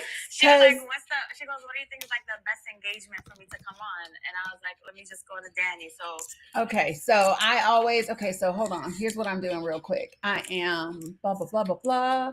So y'all, I'm not guessing. Do you know what I'm doing right now? Why not now? Because it's not scheduled and I need time to promote it. She was already on A Money's Live. And so if I'm going to have a voice as powerful and experienced as Dr. Mimi Saeed join me, I want the opportunity to promote it and get as many people watching and listening as possible. That includes having every single one of you all post the graphic that I've already started creating on your social medias. That also means emailing your representatives and asking for them to join. It means emailing your representatives and giving them the link to fucking join the panel, because I'm about that life. all the way. So, and that's, yeah, I'm looking at my analytics right now. And that's on period. That's About on that period. life. Right. 100%. Yeah. This is what I really want. Like, you are invited, Representative Lindsey Graham. You are invited, Representative Tom Cotton. You are invited, Jasmine Crockett. Right. You are invited. But you are invited. Every single one of you, come present. Let's go. Look, y'all are seeing my TikTok as it comes up. Look, they watching my screen. I should just stop sharing right now with my dad. I had my analytics get ready to pull it up right in front of everybody because I'm over here doing all the things. But let me just pull up my tools for a second. I got really excited for a moment. View analytics, that's what I want to do. And we love this. Okay, so we're going to go to overview, and I want to look at days. What day of the week was, what date is this? August 5th was what date? What day of the week? Tuesday. Okay, Tuesday. That's where we're going because that was the day that I had the most. Let me just look real quick. Hold on. I want to make sure I don't lie. Content. I need to go to blah, blah, blah. Yeah, Tuesday by far. What was the 23rd, just for shits and giggles? Not shits and giggles. I think it was a Saturday. Well, because August today's the 28th, so it was 5 days ago. Last Monday was the 25th, so I think it would be the 23rd. It was Saturday? Yeah. Okay, Mhm. so A Money, here's what we're going to do. We are going to do Tuesday at 11 a.m. Eastern Standard Time, if she can do that. And that one is going to be for TikTok. And you guys, I'm still going to go live for you on the other day as well, but I'm going to have her on video over here, but y'all still will be able to see it. And then if we can do, So you said Saturday? nope, Tuesday. Sorry. Nope, Tuesday, that's okay. The one that's coming, right? Yep. Tuesday. Yep. At what time you said? 11 a.m. Eastern Standard Time. And then, y'all, what is next Saturday's date?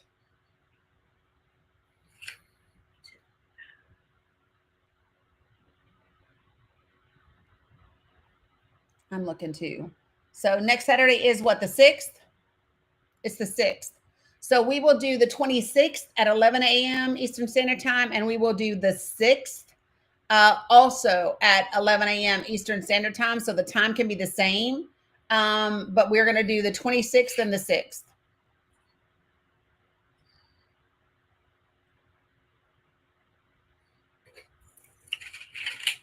Why'd you say not the 26th? That's because today's the 28th. Well, shit.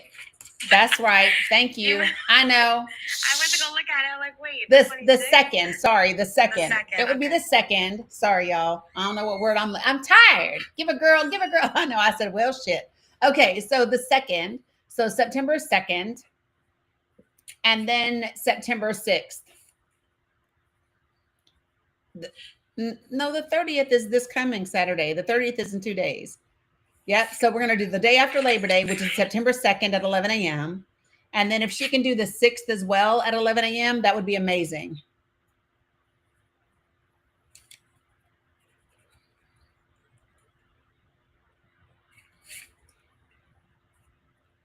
The 2nd is a big protest. What? Wait, what? What? Where's the big, what big protest? The first Memorial Day, there's a big protest nationwide, but that's the first. Yeah, that's the first. The first is Labor Day. Labor Day, yeah. Okay, I sent her the dates already, so we'll see. Yeah, and then we'll just see. Listen, I'm just gonna trust the shit. We just gonna trust what it is. And here's what I know is that typically if people are off or whatever, we're just gonna do what we do, and it's gonna be fine. I'm not worried. Listen, y'all can miss me with it. Brrr. I don't know, Moon. Somebody said something about a protest, and I guess on Labor Day is what they're referring to. On Labor Day is what they're referring to. So we're going to see what she's got for the 2nd and the 6th. And it's great because people who missed it on the 2nd can join on the 6th. Did you see that? Okay. That's great. We're giving you 2 damn options, the 2nd or the 6th. And it's the day that Congress returns. We love that. But so here's what's going to happen today. I will be writing a quick little email for you once she confirms the times. Yep, the head bob, all the way to the right. And then I'm going to have you email your representatives and ask them to join. Yes, Sandy, I will reset my live goal. Appreciate you guys. Thank you very, very much. Oh my gosh, what am I doing right now? I just got super uber excited. By the way, A Money, did you see the graphic I made yesterday? I put it in the No, I didn't. I thought I got into your Discord yesterday night, and then I went to go look for it, and it's not there. Okay. I don't know see? if I have to be approved or something. I don't know. You should just go through the little verification steps. Yeah, Hyper Danny is something else. Yeah, I don't even know that you will like me on that. But okay, so give me But one. don't forget tonight at 8 p.m. Hey, which is Money. spontaneous. Yeah, Jabber. I may have so when I Phantom walked me through it the other day, I signed up Danny too for the Discord. Okay. And then when I was meeting with Phantom, it wasn't showing up, and he's like basically walked me through like just redoing it, re-accepting or something. So there may be something there. Hey, Money, you may have done it right, but it may just be a little glitch with Danny's server. I'll figure it out. And it could be because I know something was wrong with it a while back. Okay. So on Facebook, YouTube, and Substack, can y'all see me now? Somebody said I was frozen. Am I still frozen? Am I not frozen? Tonight at 8 p.m. And I'm going to sound real whatever I'm going to sound real high maintenance when I say this. However, I want y'all to remember that I have children that will be in this house and I got a lot of shit going on. So can somebody ping me at 7:45 so that I do not forget, because I can't set my alarms right now because I'm on my phone. Okay. Appreciate I'll y'all. ping you, sis. I'll ping you. Love that. Love that. Love that. Okay. So I want to finish going through the rest of this real quick. Because this is important for people to know. Oh, okay. I got you, Mary Shaw. Yeah, so 8 o'clock, Cam. Thank you, Mary Shaw, with your lovely self. So at 8 o'clock, Cam, A Money is hosting a live, and she has someone on that wants, and we want to have as many veterans there as possible. And so as a vet, they want me to come on. So we're going to do that. Okay. So I want to give you just the last bit. Remember that the document that I'm reading from is in my link tree. And so is the entire report. Okay. So Jen is another vet. She'll show up. Somebody let Jeremiah know so he can show up as well.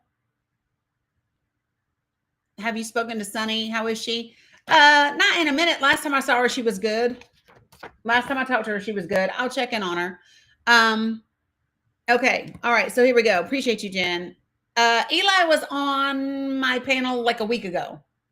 Okay. So ready. So this is again, I want to read a couple of things, 4 takeaways. The key drivers of this famine. I want you to listen very clearly to what the key drivers of the famine in Gaza are. As of August the 15th, 2025, the conflict has resulted in over 62,000 unalivings and 155,000 injuries. The situation escalated sharply in July, with daily fatalities averaging 119, nearly double the average recorded in May. Injuries also surged dramatically, with nearly 14,000 in July compared to approximately 6,100 in May. So conflict is the number one driver of the famine. Okay, she confirmed for both days. She said, okay, let's do it. Yeah, fucking A, we about to do it. I just spoke so highly of you. She goes, They removed the repost option. Can anybody else repost my live? No, I can't. What y'all scared for? Watchmaster said they just did. Some of us have and some of us don't. It's so dumb. You can add to the story.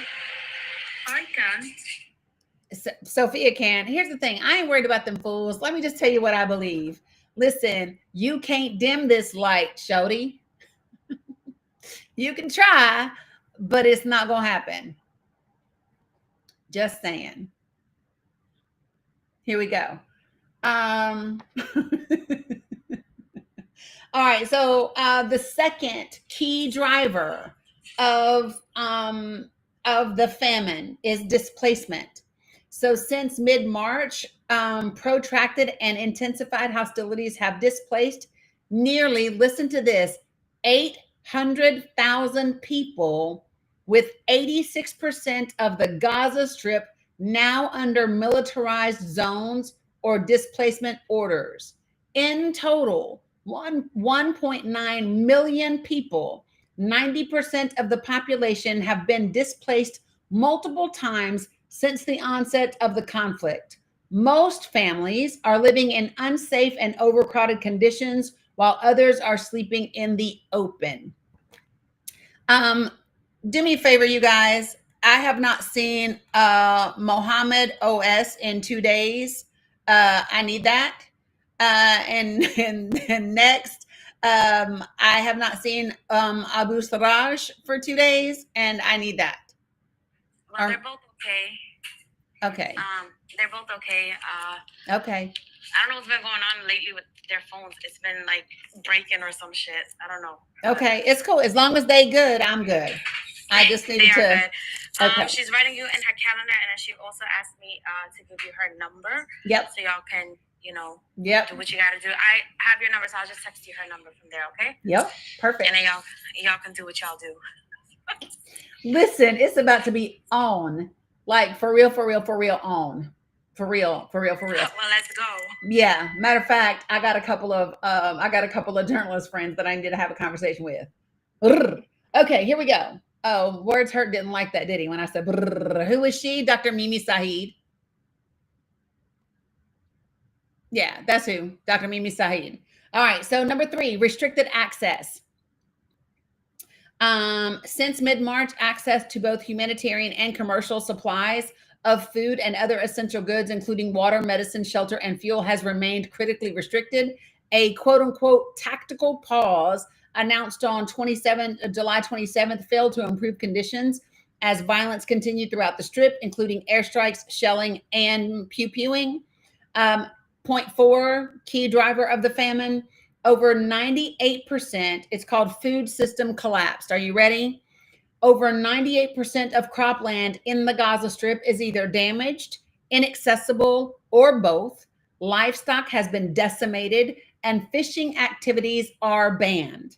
Much of the infrastructure essential for the flow and storage of food imports have been severely damaged or destroyed.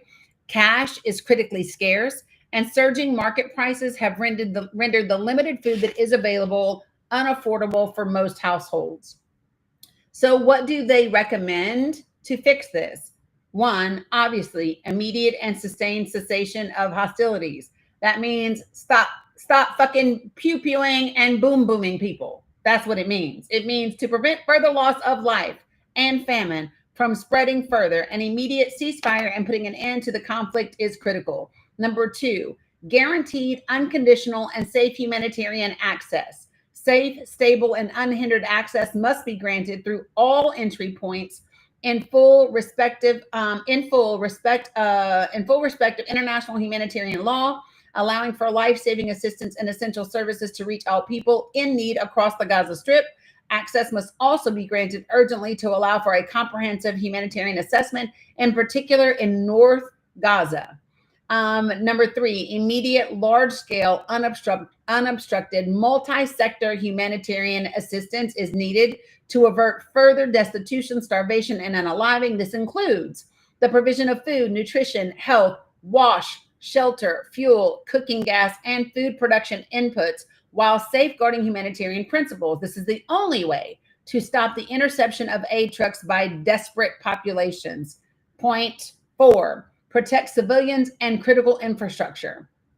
So stop swiping everybody. What am I reading from? I am reading from the IPC report that confirmed the famine in Gaza. Both this little booklet, which is like a little key snapshot, and the entire report are in my link tree. Sophia, you had your hand up. What you got for me?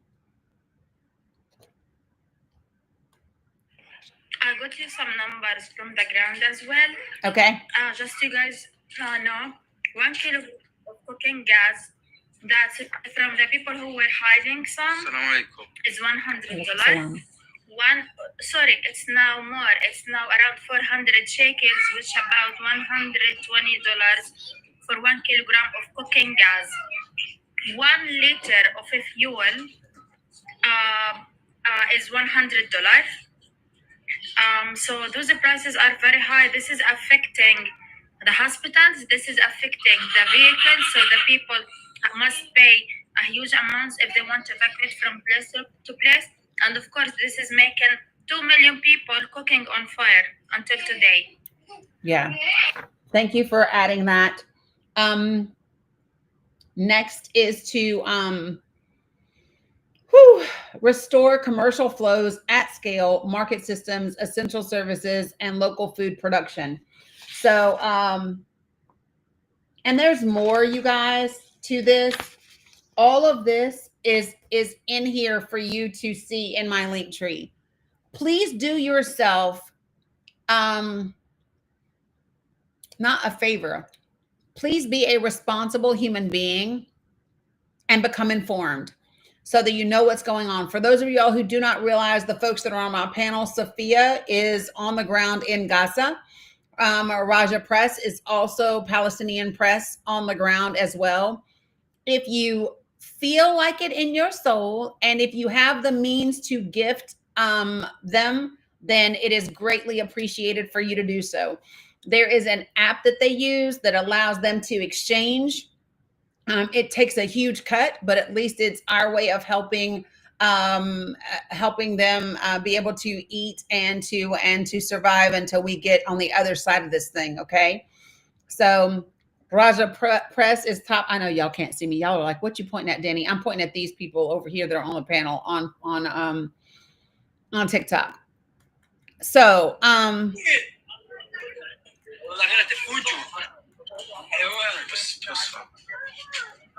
it looks like Raja is yeah. Salam Habibi. Salam Habibi Rasha. Good to see you.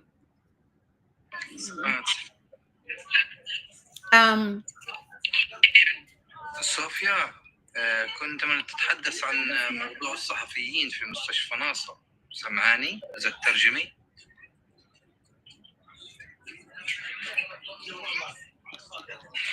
Sophia, you heard him? He's asking if I can translate for him. Yeah. Yeah, I can translate. اليوم نزل فيديو من الوكالات الأنباء الأجنبية، وكالات أجنبية، عن الاستهداف اللي تم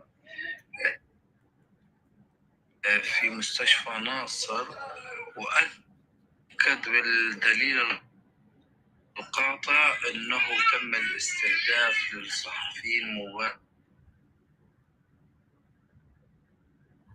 مباشرة من الصحفيين في خلال اغتيال 5 صحفيين زملاء الصحفيين، وإصابة 4 آخرين، واستشهاد أكثر من 20 شهيد في هذه الضربة. وتم تأكيدها بالكامل أنه الاستهداف مباشر للصحفيين من خلال الفيديو اللي تم نزوله اليوم. تفضلي. So he's sharing news about the journalists who were unalived at Nasser Hospital, and saying that after investigations with the videos that they were posted, they were confirmed that it was a direct attack for them, and they already knew about them, and they were not 2 airstrikes like the one that was before, and the one was that you guys saw it on the video. Mm-hmm. The last one was actually 2 bombs, not 1. And they were shot from, they were PPU, from 2 different tanks. You know, Sophia, I wondered, because when I watched it, you could hear them hit like almost at the same time, but it was like doom, doom. And it was very close. And I was like, God, that almost seems like 2. Danny, there's a video actually that puts everything in slow motion, and you see it coming from the right direction, and then you see another one coming right after it. It's like in slow motion. It's on IG.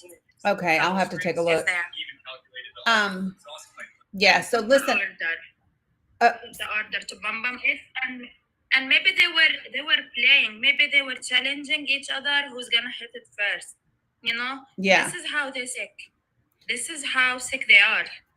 I want you all to hear something, and I want to point something out. So the two gentlemen that I'm about to play, I'm going to show it to you so that everybody can see it.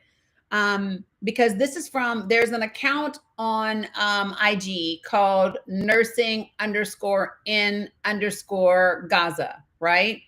And I'm going to I'm going to play a clip because they play a clip of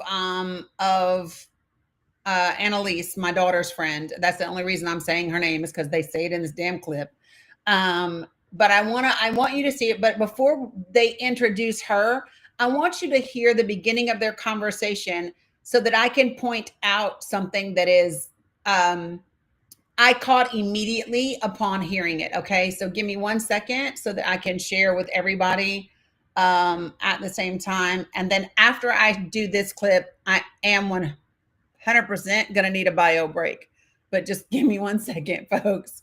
I want to this one.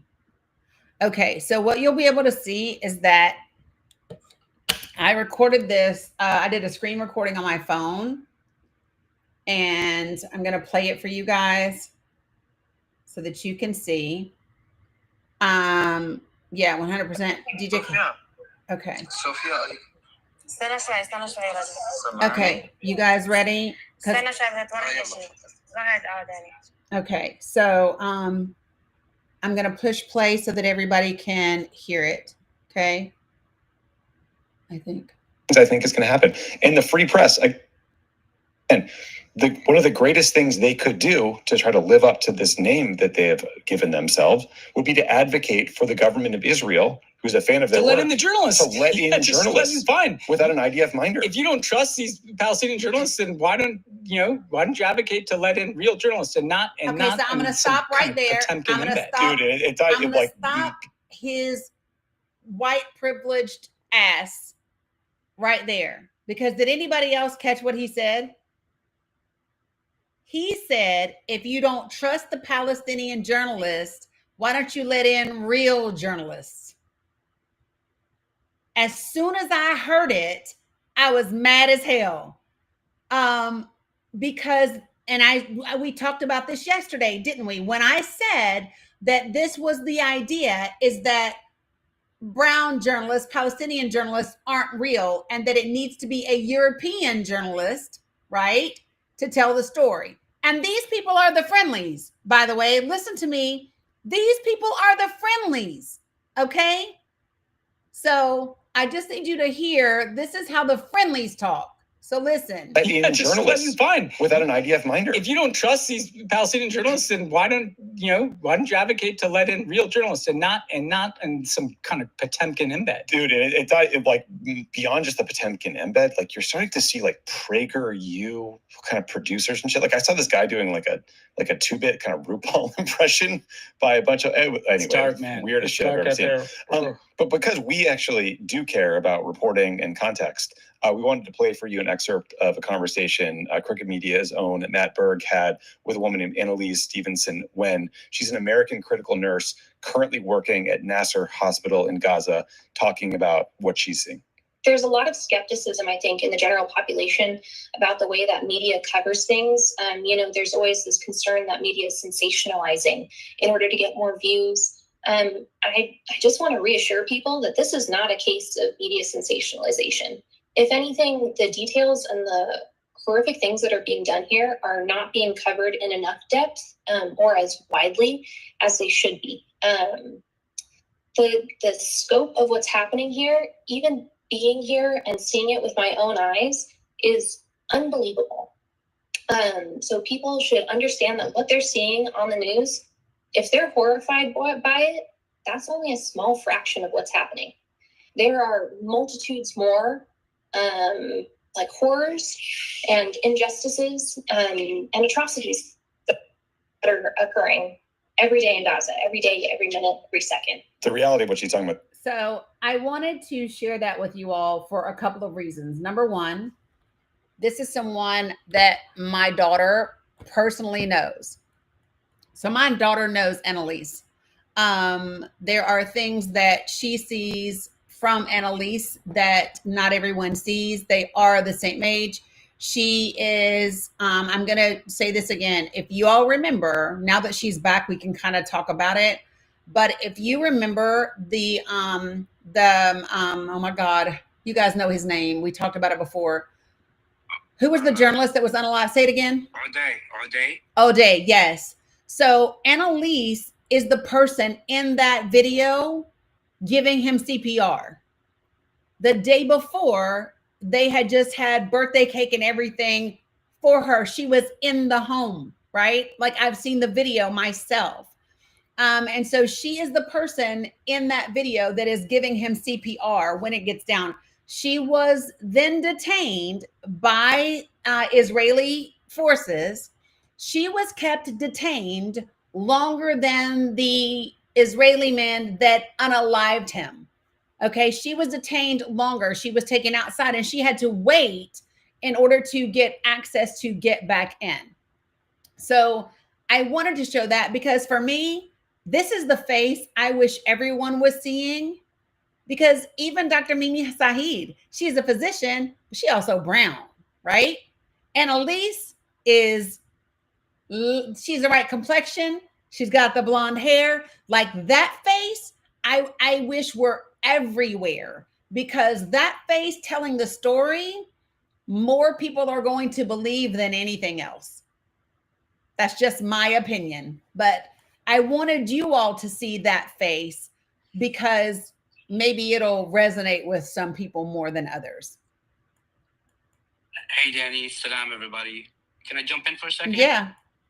All right, so I just there's two things I'd like to talk about, if that's okay. So the video that you just played, when you were saying these are supposedly friendlies, right? And the way that they were calling the journalists, speaking about journalists and dehumanizing them in such a sly way. So to me, they're basically using the same rhetoric as the Israeli spokesman that just yesterday. So he was on live air, basically stating that,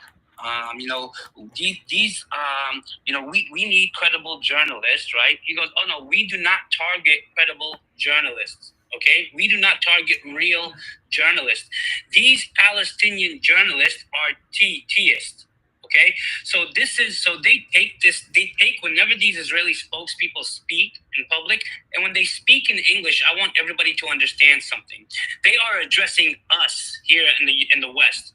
Why are they addressing us? Because they are trying to shift the narrative, and they are trying to sway you into believing that they are the good guys, and for some reason that they have morality, and it was all a mistake, and this is not their fault. It is all the fault of Palestinians.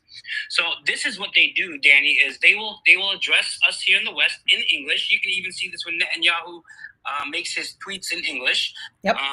Excuse me. And then American media, the podcasters, the interviewers that you just showed, they pick up on this and they start speaking the same exact way. And it's just a signal like, okay, this is how we're going to push this narrative. Does that make sense? 100%. So, that's why as soon as I heard it, I was like, that's the problem. Yeah. Definitely. And then if I can I go back to what you were talking about, the famine real quick? Yeah. All right. So I just want to make it absolutely clear to everybody. Israel has been spending hundreds of millions, if not billions of dollars on influencers to be able to push their propaganda. Okay, and here's some information for you. So the Ministry of Foreign Affairs and the Ministry of Diaspora Affairs are the government bodies that fund influencer campaigns to advocate for Israel. In some cases, they work through third-party organizations such as Israel 365 and Stoic. Okay, so Israel 365 actually is targeting Gen Z MAGA conservatives. Okay, so that way they can actually go out and influence their followers, right? Their bases. The requirements for that is you need to have at least 100,000 followers. They will give you an all-paid expense trip to occupied Palestine. You will go through a 1 week to 2 week training class of how to advocate for Israel. And then you are required to make posts every single day while you are there, showing Israel in a good light. Okay, and here are some kind of examples of some of the recent campaigns. Like I just stated, there's funded tours for influencers. Even more recently, I'm not sure if you guys have seen this, Gaza humanitarian aid tours, right? So there's videos that are going viral where they are actually IDF reservists. There's actually American influencers. Some are on this app, by the way, and they go to where all the, the UN, all the humanitarian aid is being held and not allowed to be distributed to Palestinians. And they are pushing this narrative that, you see, the aid is here. It is just the UN that is refusing to distribute the aid. And they are trying to push this narrative, okay? So that's another thing. And then obviously the covert social media campaigns since 2024, whether it's Facebook, TikTok, Twitter, or Instagram.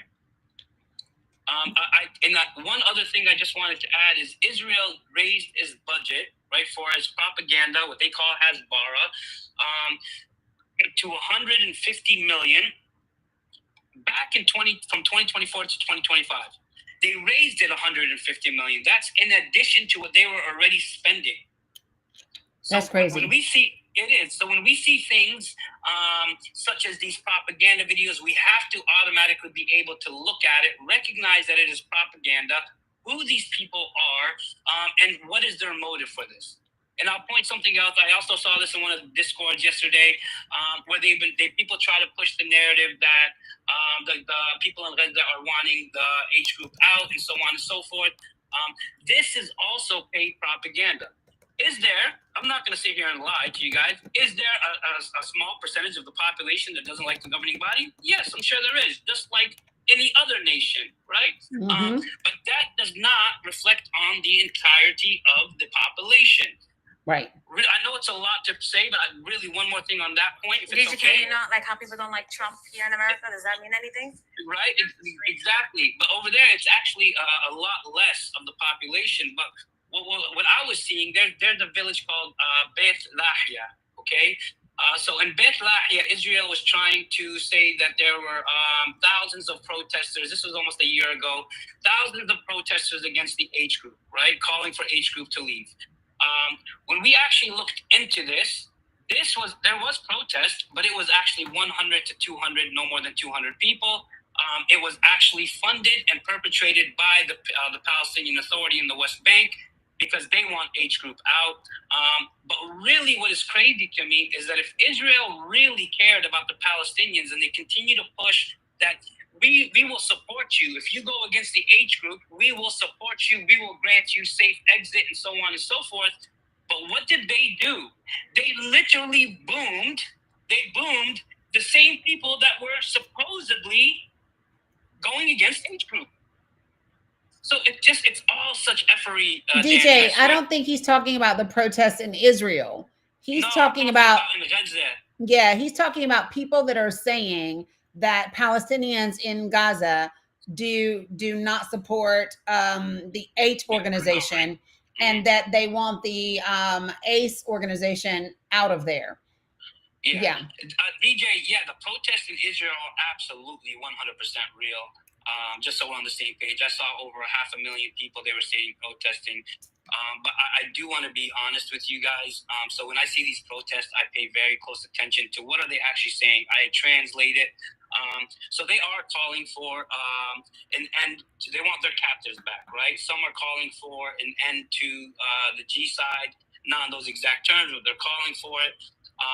But really, none of them are actually calling. I haven't seen any of them, maybe a small minority, calling for peace, calling for Palestinians' right to existence. I don't see that. So I just want to make that clear. Yeah. And I appreciate it, Dan. I know that was a lot. I said a whole lot there in different topics. No, you're good.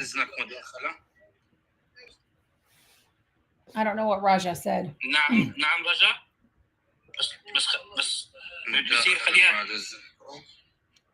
بس دقيقة خليني أشوف إذا بدك تحكي كلمة ونيجي على طول عليها. هناك من ضمن الإصابات اللي تمت خلال الاستهداف المباشر للصحفيين في مستشفى ناصر، المصور الصحفي محمد فايق الآن هو في العناية المركزة ويعاني من إصابة خطيرة وحرجة في رأسه، وهو يعني الطاقم الطبي تحدث بأنه يعاني من شلل نصفي ويحتاج للعلاج بالخارج، وهنا نناشد الصليب الأحمر والصحة العالمية بإجلاءه للعلاج بالخارج. هذه نقطة. والنقطة الأخرى أنه هناك بعض الوكالات الأجنبية والعربية يعني تعمل على التخلي عن الصحفيين لأنهم يعملون بالنظام العقود، وهذا الأمر منافي جدا للمهنية، منافي جدا للقوانين الصحفية والعلاقات المهنية والصحفية في القانون. يتخلون عن الصحفيين لمجرد أنه تم إصابته أو تم استشهاده، والحقوق المادية تاعتهم تراعي. يا ريت نتحدث عن هذا الموضوع بعد إذنك. Want me to go? Oh yeah, go for it, Reem. I picked up like I picked up like half of what he was saying. I think we talked about a lot of what he already said, but please go for it. Sure. Hey Danny. Hey, love. هلا. So رجا لو سمحت ايش اسم الصحفي اللي تم اصابته؟ لو سمحت لو بتعيد لي بس اسم الصحفي. محمد فايق، المصور الصحفي محمد فايق. محمد فايق. تمام يا رجل. خطيرة في رأسه تسببت بشلل نصفي. تمام ما تعيدش. تمام حعيد إن شاء الله. طيب so Danny, Raja was putting out a very important piece of information. He said one of the reporters or press members that were injured during this, his name is Muhammad Faiq. And what he was saying he's saying that his injuries are so severe that he was he's actually now paralyzed because of the injuries. He says one thing that he's noticing is that's what's happening. He says that the family they are requesting from the Red Cross if there's a possibility of moving him out of Gaza for him to receive the medical aid that he needs, it's very difficult. Another thing that is happening is that he said that a lot of these news stations, for example, you've got Al Jazeera, you have a few different companies who are sending their reporters or have reporters in Gaza. What they're doing is as soon as one of their press members are either injured and or unalived, they're just ending the contract right there. So even if they're injured, if they can no longer continue on with their duties, they're not paying them because they're 1099 contractors. I don't know if it wouldn't go under exactly 1099, but they're kind of like subcontractors for the news station in Gaza. I got it. He's saying it's very disheartening for him as a reporter. As it should be, 100%. Like it should be disheartening because it's crazy. Okay. Is it okay if I address some things that happened? I want Raja to stay with us. If folks are able to gift Raja press, please do. If you're not, it's okay. No worries. Don't feel pressured. What's up, Sirda? Good to see you. But I need to address some information because I haven't read it all. Don't desire to be honest. But when I get a text message before 8 a.m. Talking about things that are happening in the chat in my Discord, I'm going to take a moment to address it. Okay. Hey, Sherry, good to see you. Salam. Okay. So I need to talk about the Center for Peace Communications. Okay. I need to talk about that for a moment. So one of the things that I did, one of the first things I did was look up their Form 990. How many of you know what a Form 990 is for a nonprofit? Anybody? If you learned it from me, don't cheat.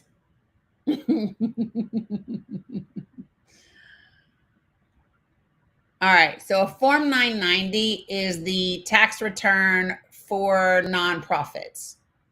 You can go to ProPublica's Nonprofit Explorer and you can look up the Form 990 for every nonprofit. And they are very eye-opening, okay? And then what's even better is you get to see who's on the board. You get to see the members, the staff. You get to see how much the staff is being paid. You get to see all of those types of things. And so what I find to be useful is to, when you see who those board members are and who those staff are, is to go look up. Y'all know me. I'm a let me look you up person because I find that to be helpful. So when I look at the Form 990 for the Center for Peace Communications, the first thing that I see is that, and the last one that they did was in 2023, is the chairman is listed as Dennis Rose. So I immediately wanted to know, who is Dennis Rose? So Dennis Rose is someone, and no, I don't mean what does the bio say about Dennis Rose on their website? Nope, I mean, what can I find about Dennis Rose, right? And so Dennis Rose is a diplomat. He is a government official who was part of the State Department under both George Bush and Bill Clinton. And he was the point man on the peace process for Bush and Clinton. He was also involved with Barack Obama's administration. So what does that tell me? That tells me that Dennis Ross is someone who worked in the United States government under multiple administrations, both Republican and Democratic, during the Israeli occupation of Palestine, while we have contributed a shit ton of money to them for the things that they are doing for the Palestinian people. That would be number one. That's the first thing it tells me. Number two, and I haven't looked up everybody yet. I just started digging into this when I got that damn text message before 8 a.m. this morning. And I said that like real harsh, didn't I? It was perfectly okay for the person to send me the text. I'm just saying, it is crazy. So I want to also say this. If you are not a Palestinian,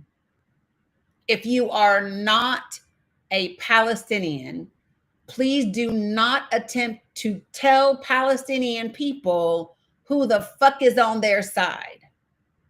You are not qualified to have that conversation. The same way white people can't tell me as a Black woman who the fuck is on my side. We do not get to tell people who their allies are, or what good they are, or how good they are. We don't get to do that. So I want to be very clear when I say this.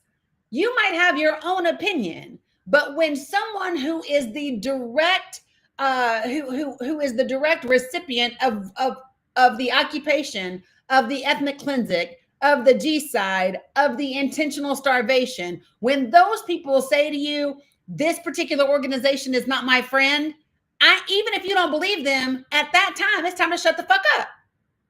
That's it. There's no argument. That's it. I need to be very clear about that.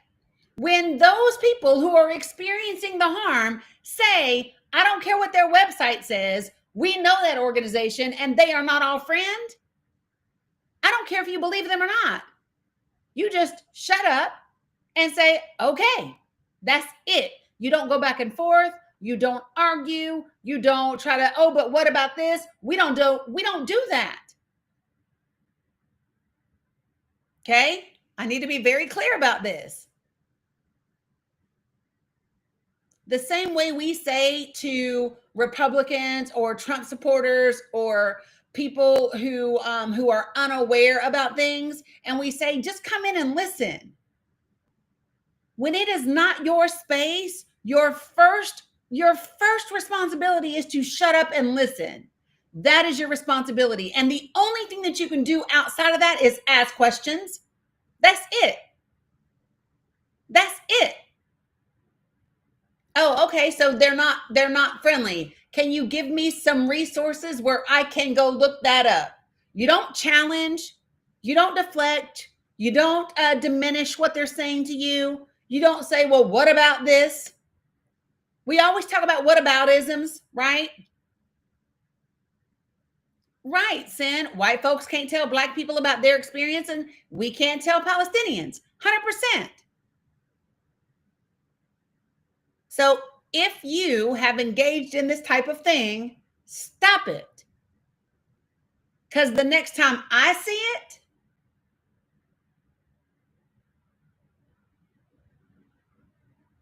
it,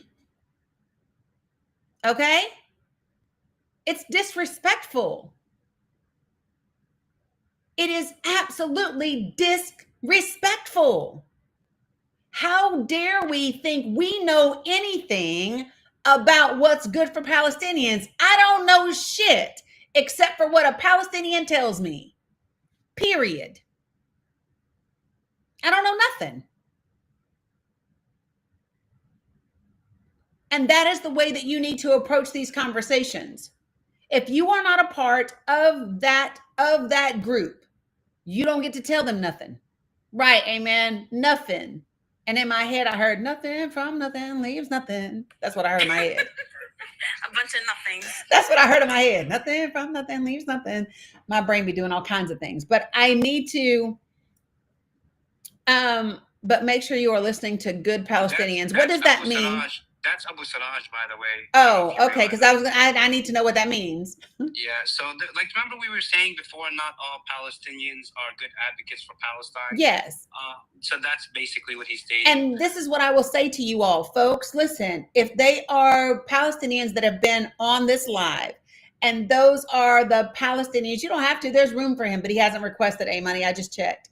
If those Palestinians are in my Discord, you shouldn't be arguing with not a single Palestinian in my Discord. Go ahead, Rima. Yeah, before Rima goes, I just put one comment and I just let it be because it wasn't worth the time, I'm to be honest. But I'm going to say I applaud you, Danny, 100%. You are freaking real. When I was going to say the other word, but I swear to God. Because when I saw your comment, I was like, I'm going to just keep to myself, and she's got it. Yeah, what's this supposed to mean? Right? And then W, Blue and Green, Blue and Green, if you're in this chat, big freaking W to you, man, I swear. Well, I don't know if it's a male or female, so I don't know either, but I saw Blue and Green going, and then life happened, and I was like, kids, and I cooked, I took care of my family yesterday, right? Did all the things. So I wasn't seeing it all. And then when I got the text message this morning that said, I know it's too early for this shit, but some stuff is popping off in the general chat you might want to take a look at. I already knew what it was about. I already knew. So for me, I don't need to go read it all. I can just nip it in the bud right here on a live. Miss Danny, can I add something? And I do have to. I'm gonna have to unfortunately drop, but I will be back. Okay. So Palestinians, and I know we talked about this before. So we're not a monolith. We are not a monolith. We have our Palestinians who absolutely are not interested in liberation. It is what it is. Okay. It's kind of like our, MAGAs. It's kind of like who are our MAGAs who are part of marginalized communities, and you're looking at them like, why are you doing this? Why are you going against your own people? And that absolutely happens within our communities. Another thing that happens is yes, the tone policing in regards to those who are non-Palestinian coming in, and moreover, not only non-Palestinian but non-oppressed, right? So the same way, and it's almost this attempt to rewrite history. So I've heard people come and say, well, I'm for Palestinians and I agree with Palestinians, but, I'm against, your plight of liberation and your plight of freedom. It is literally the equivalent of, again, someone who has participated, a particular group who has participated in the systematic oppression of your people coming and speaking to you about what is best for you. And it's always the same group who's also doing the same thing to us, because I've really never seen any of my marginalized and or people that have been oppressed systematically and historically in the United States or in the entire globe come to me and try to tone police me and say, oh, well, you know, you need to do this, you need to submit, you need to have peace. I don't understand why you're fighting back. Another point that I wanted to bring up in regards to Palestinian resistance. Palestinian resistance is not only the H group in Gaza. There are several different factions. Some of them are Marxist, others are Christians, others have no political goals at all, but they do agree on one thing, which is the liberation of Palestine. Unfortunately, we have as Palestinians have been pushed the same way any other marginalized group has been pushed to unfortunately have to resort to these means in order to liberate ourselves. So that, for me, that's a big red flag. So anyone who is anti-resistance in all forms means baking cakes, all forms means songs, all forms mean making tatriz, which is our traditional dress. All forms of resistance and the preservance of our history is unfortunately not for the Palestinian cause. They are only for Palestinian submission, which is what we are against. So if you want Palestinians to submit themselves and allow for their erasure, then pop off. Unfortunately, that will not be us. Yes, exactly, DJ. I'm going to go ahead and drop, but I will be listening to you, Danny, while I'm driving. Thank you. Okay, appreciate you, Rima. All right, so listen, folks, I wanted to address this, and because you know that's how I do. I believe in just addressing shit head on, right? Head on. And so I didn't have to read everything because, to be quite frank, what was said isn't really as important as the fact that anything was said at all. To me, the conversation should have ended when a Palestinian said, I'm not sure if you are just really misinformed or you're trying to like spread something in here. Like at that point, the only thing that should have been said is, she said they aren't in here. The only thing that should have been said after that was, can you point me to the right information if I am misinformed? That's all. Can you? Nope. Apparently I don't know enough, because there's no way that I know more than a Palestinian. There's no way. I can't possibly know more about your plight than you. I'm not. And this is my thing, right? We talk about the importance of becoming informed, accurately, appropriately informed, especially if you think, like, how many times have y'all heard me say, I don't get to tell someone I'm an ally? The same way nobody can tell me they're my ally. I determine if you're an ally. Like white folk, you come and be like, I'm an ally of white people. Of black people. Says who? Exactly. Did I tell you was an ally? Because if I didn't, right? Like I can't tell them that. And so I'm just saying, absolutely not. Sophia, I saw you raise your hand. What you got for me? Yeah, I just wanted to say is that there is there is nothing wrong with asking. Like you can always ask, you can always find someone to answer, as long as you make sure that you get the right people to answer you. If you're wondering about anything on the ground, you can ask me, you can ask Abu Siraj, you can ask the journalists that you guys see daily, like Sami, like Muhammad. Those people, you know them, you see them daily in here, and they're on the ground, they're trustable people, and you can ask anything, whether if it was simple thing or large thing, if about information, about food or prices, whatever you want to ask. There is no anything wrong with asking. There is nothing wrong with educating yourself. Just like, sometimes because we're living in here, the things that we're dealing might seem like well known to us, but it's like unknown to you. Just like I shared you the map. Some of you guys didn't know about the map, but this is something that's normal for us to know it. So sometimes we forget to mention those stuff. So you have to ask. If you want to know something, you have to ask and make sure that you're gonna get the full answer about this. And you know, we're always willing to help anyone. Yeah. And I wanted to mention also, I wanted to mention one more thing is that for because I have to drop, I have to recharge my phone. But there is something that I mentioned that we were able to support the family today. I paid for whatever we got them using my phone. So now we can use whatever you guys sent any family.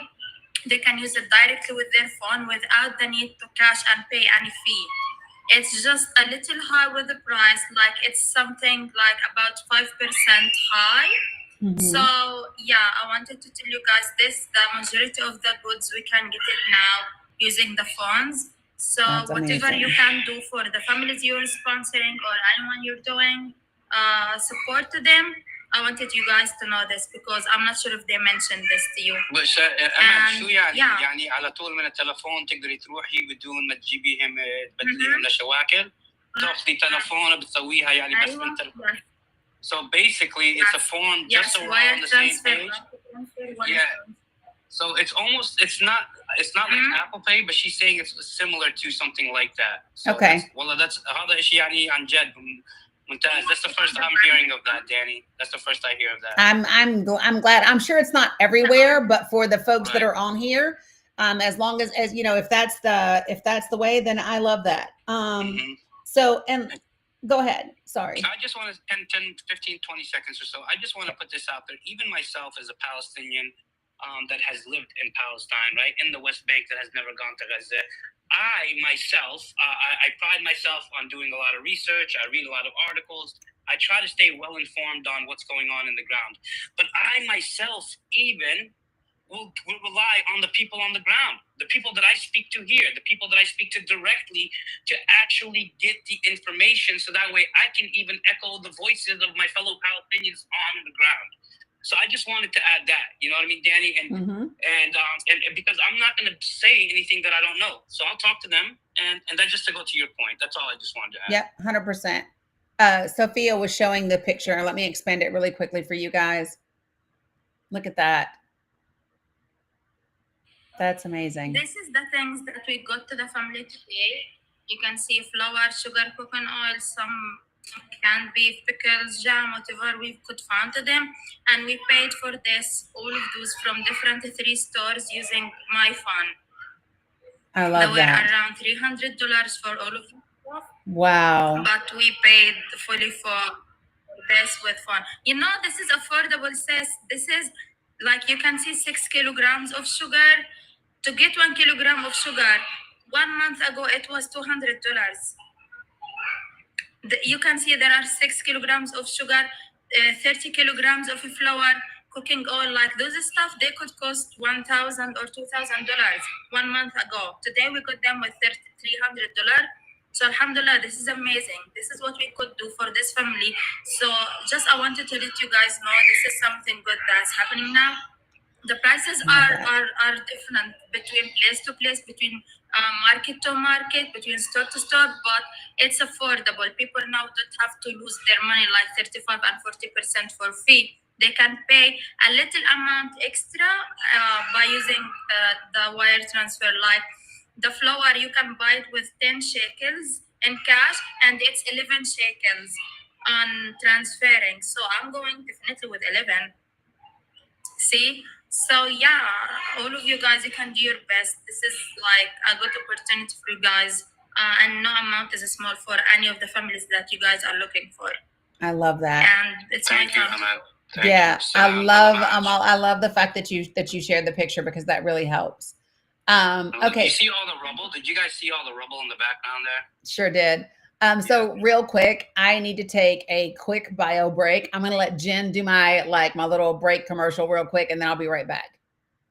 Hi, everybody. Missed you, Jen. In a while. Hi, I missed you too. I know work has been crazy, and it's been a lot of good work. You know, you guys, if you're new to Danny's space, please remember to keep tapping. A lot of you Dannykins are, of course, always doing the work with the taps and the likes. Also, if you haven't followed Danny yet and you're new here, please make sure you follow her. If you're already following her, make sure you've joined her fan club or her team by pressing the little orange or red heart in the upper left-hand corner of your screen. And then don't forget the other way to help get Danny's content on the FYP and keep it there is by sharing. You can use that little curved arrow in the bottom right-hand corner of your screen. If you don't have anybody particular you want to share with, you can click the arrow anyway and then press the icon that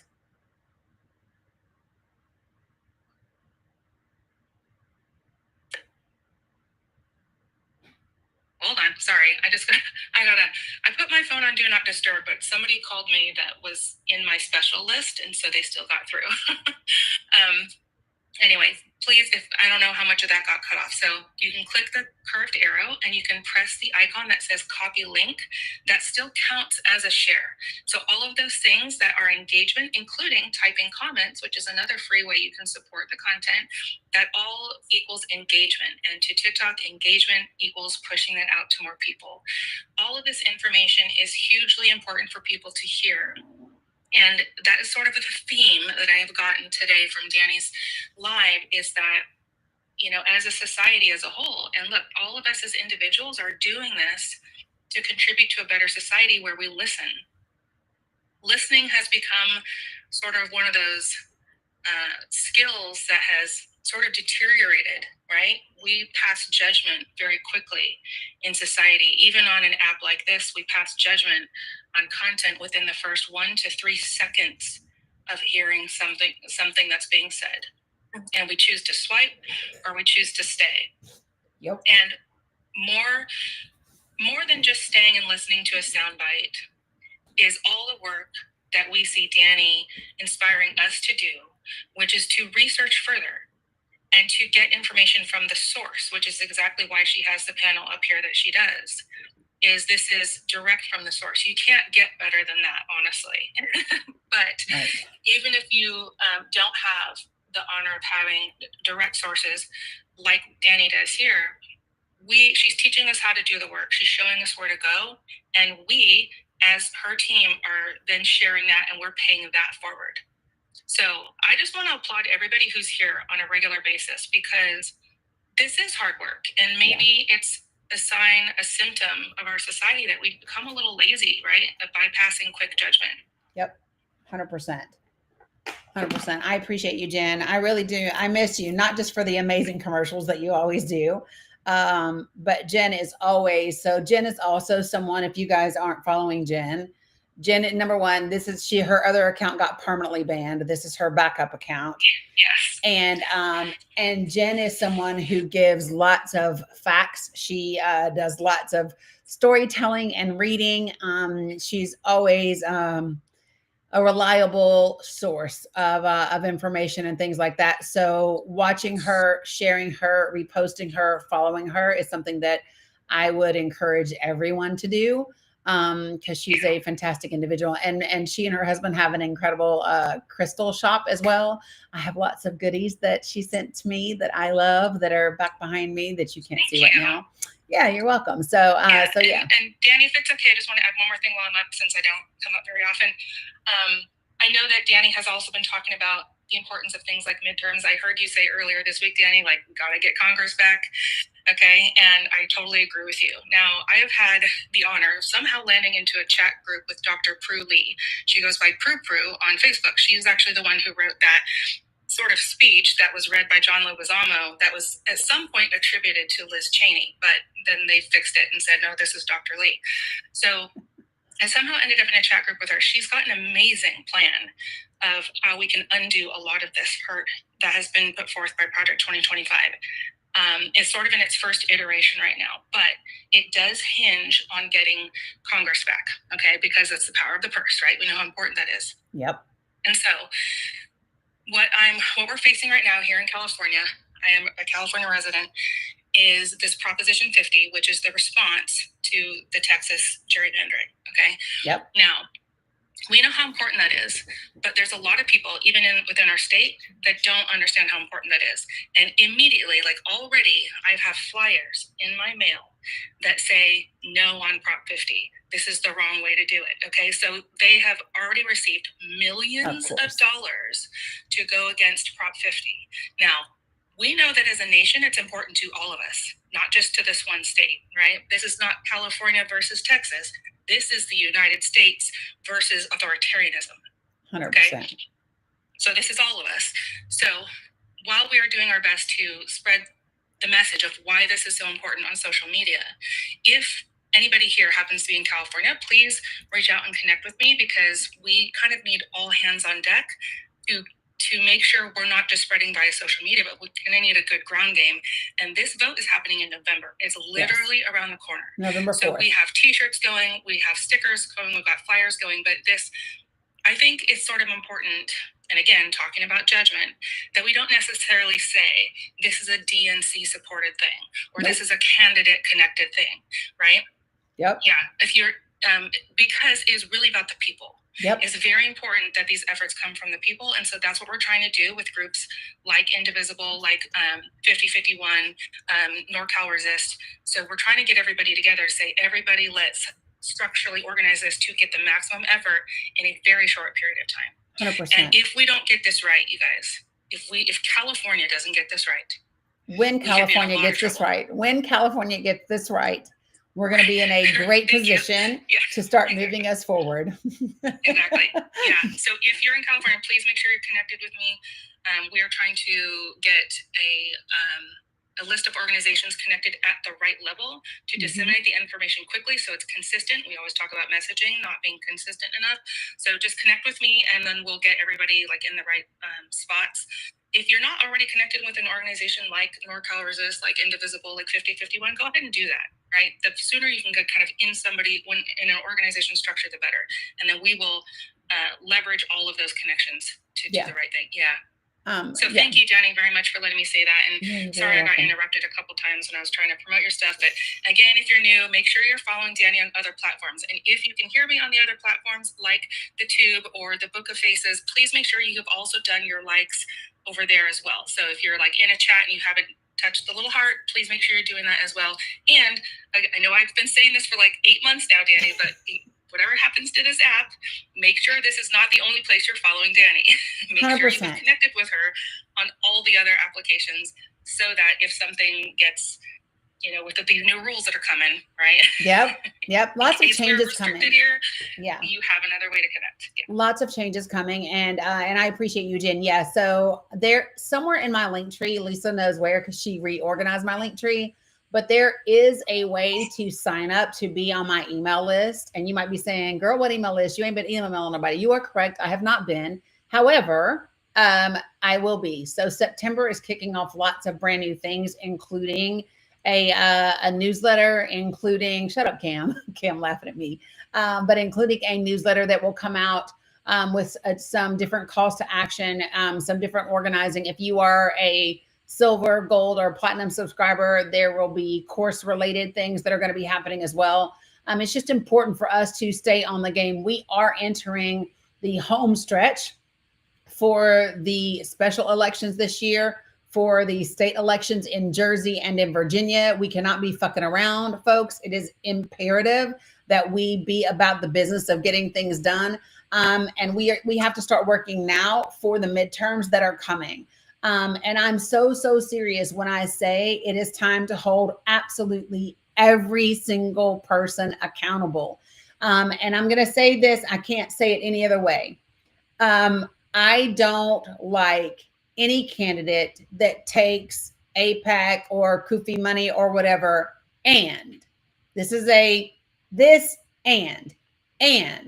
there is no other progressive candidate that can win that district, you support the progressive candidate that is already there regardless, because the very first step in doing anything for the United States of America and for Palestine is ensuring that we get control of Congress back. And let me just say this, what I believe is that a progressive Congress in 2026 will look different than almost any other time before, because the narrative around Gaza, the narrative around Palestine, the narrative around Israel has changed, and it will change even more so by the time we get to next year.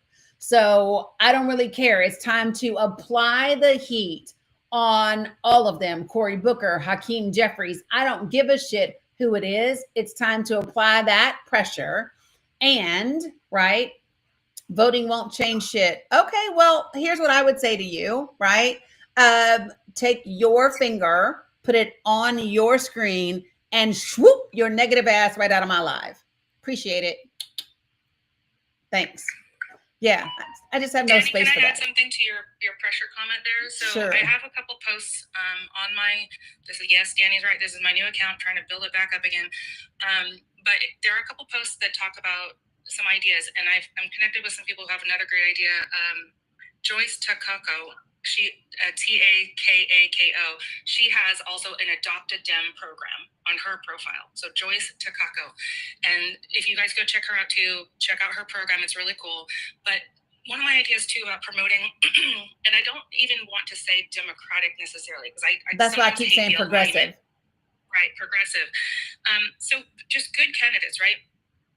Make sure that we're getting ahead of the flood the zone efforts, right? When I say flood the zone, is that they come with extreme disinformation, right, and lies. So if we are specific about the candidates that we want to support, especially the underdogs who may not have, a lot of funding, if we go look into, let's say it's a new candidate and they don't have a lot of voting history and they don't have like public service history, go look into what they've done for their community anyways, right? Maybe they volunteered for a little league or whatever, and then go talk to the parents and get testimonials that we can spread around and talk about their character and why it's important, what they're passionate about for this role. If it's somebody who has voting history, who's already been in a position, look up that voting history. Not only will you learn whether this is actually a good candidate that you want to support and whether they're actually representing a progressive movement, but you will be able to spread those ahead of the disinformation, right? When people are exposed to the truth and the good character and the good works of people, it will be much harder for the lies to break through, okay? Because people will already know, and whatever. So keep it simple. If you want, make stickers of your candidates with little tidbits of great information and put those in approved places, flyers at institutions like colleges that have certain good facts, and also how many people in your community it has helped. When they worked at the food bank, there's 500 people a week that come through this food bank and are able to be fed by this work that this candidate supports, right? 100%. Things like that. So be as specific as possible to get ahead of the disinformation. So, 100%. Thank you. Folks, and let me tell you something. If voting didn't change shit, they wouldn't be working so hard to steal your votes and to keep other people from voting. But in addition to that, I think it's important for people to really understand where we are. This is not the time to sit around and be sad, to be fearful, to be whatever. This is the time to dig in and do the work. 100%. And that's exactly what I was just getting ready to say. Just why is they want you to think voting doesn't help because they don't want another 11-point upset like they just got in the Iowa special election. That's what they don't want. And that's exactly what they are going to get because people are not stupid. People do see what's happening and people are not okay with it on any level in any sort of way. I want to say this for those of you guys who are wondering, because the conversation that we've had so far around the events that happened at the Annunciation Catholic School yesterday were more about how the government is spinning it in the press and how horrid that is and why it's not appropriate. If you are wondering why I'm not talking more about the victims and whatever, is because we do that every time. And it doesn't change anything. And I just want to be respectful of those families' losses. I'm not parading pictures of children. I'm not putting pictures of the events out. I just don't think that that's helpful. It's just, I would not want to see it. I would not want to see it if it were me. And so what I would rather talk about is the government's response or lack thereof the comments and lack of action by members of Congress and even state legislatures. I want to talk about NRA contributions to Marsha Blackburn and other people. I want to talk about the things that can actually change something. If just the images of unalived children was going to change something, there would already be a ceasefire in Gaza, right? We would have had responsible pew-pew legislation 20 years ago. If those images alone were enough to do it, we would not be here. And there are enough places out there that are doing those things. I just don't need to be one that contributes to them. What I would rather say to you is hold the government accountable, hold government officials accountable, hold politicians that accept money from these folks accountable, have realistic, like actual reasonable conversations with people that they do not need an AR to hunt down the damn wild pigs. We didn't have them for a long time and we still got rid of wild pigs. We don't need them now. If you are a subscriber of mine, we have watched Bad Faith. We have watched Unfit. We have watched A Storm Foretold, which, by the way, I believe we have scheduled for today. Do we not, y'all? Somebody tell me about my own calendar. Do I have it on my calendar? Don't laugh at me, y'all, because my life is so hectic. Calendar. We can relate a little, Danny, but probably not nearly to the extent that you have going on. Like, can somebody tell me about my own damn calendar right now? 6:30. It is. It's at 6:30, which means I might have to pop off a little early to join A Money's Live at 8. But if you are a subscriber in my Discord, the link to join tonight, DJK, remember I scheduled this for you. You remember I told you? Yes, go ahead. I'm sorry. I told you I found it on the. Oh, that's right. That's right. But if you have not seen A Storm Foretold, this is your opportunity. There was a film crew that was with Roger Stone from 2018 to 2021, literally leading up to and the day after January 6th. It is firsthand. It is astonishing. It is absolutely crazy. Do not wait until 6 o'clock to try to get into the damn Discord and figure out how to get there, because you will be in trouble. So what I will say to you is, if you are a subscriber, you need to hit the little star that is at the bottom of your TikTok. You need to go to subscribers perks. And when you go to subscribers perks, hit Discord and make sure that you join.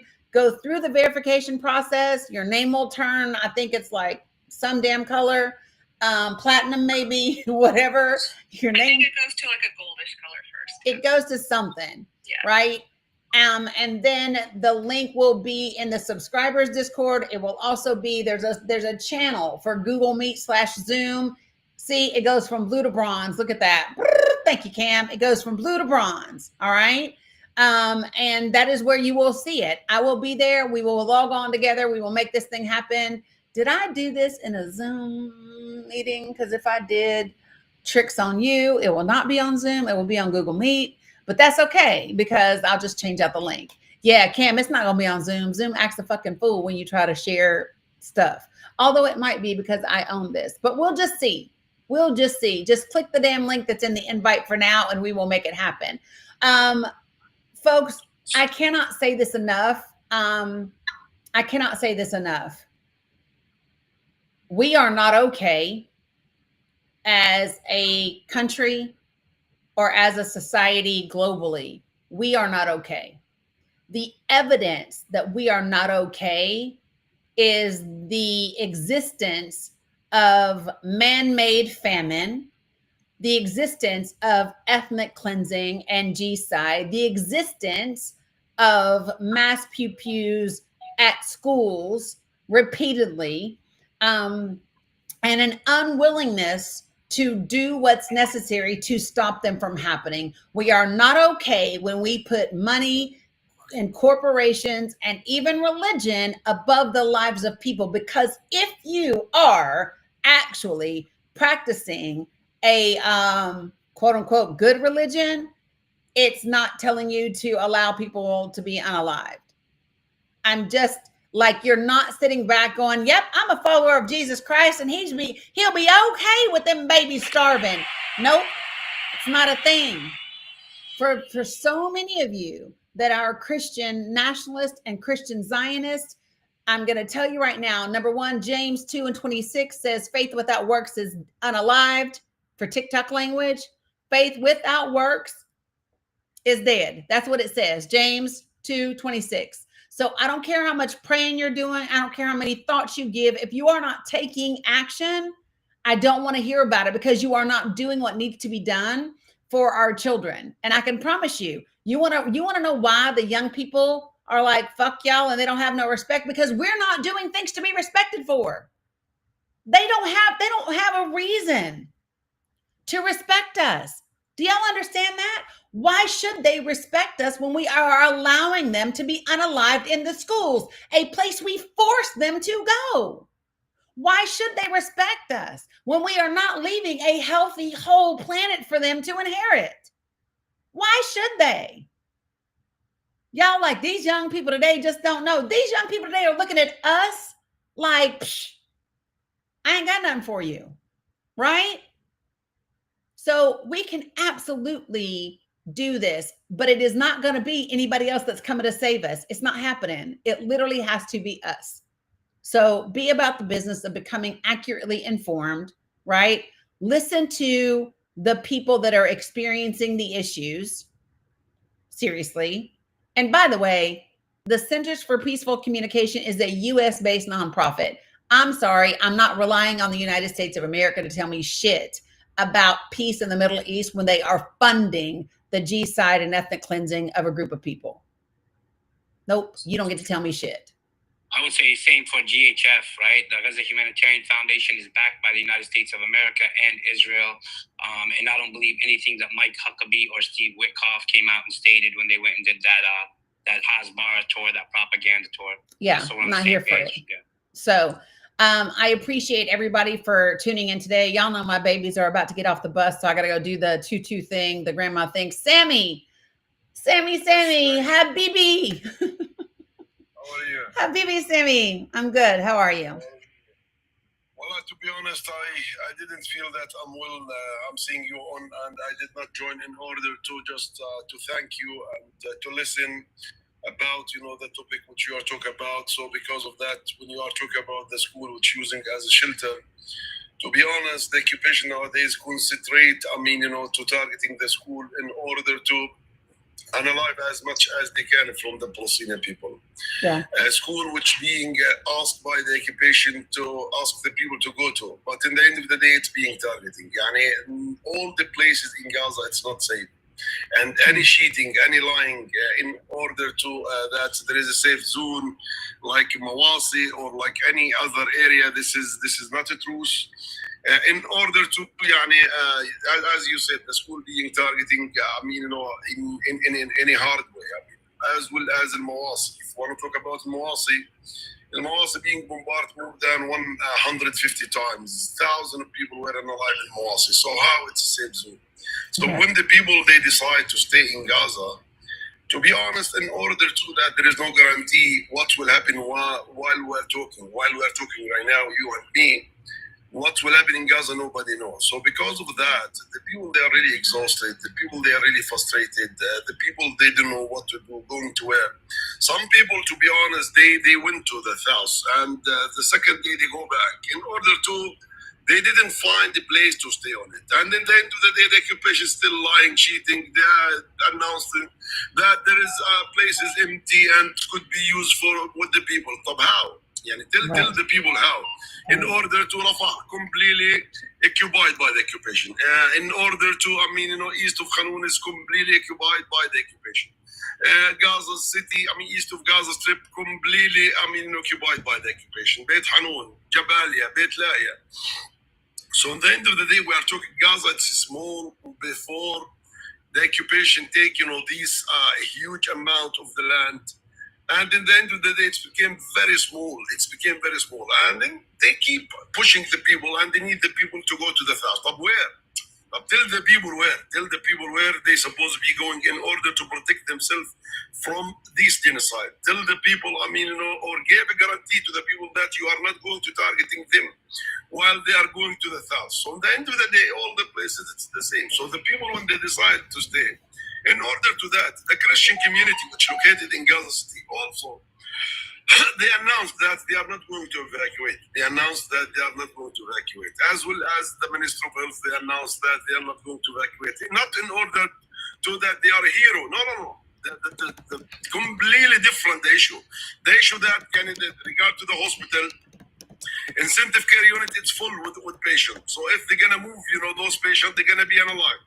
This is one. Second, there is no places to put their, equipment in order to, operating or functioning in the south of Gaza. Third, there is no transportation to move these equipment and these people to the south.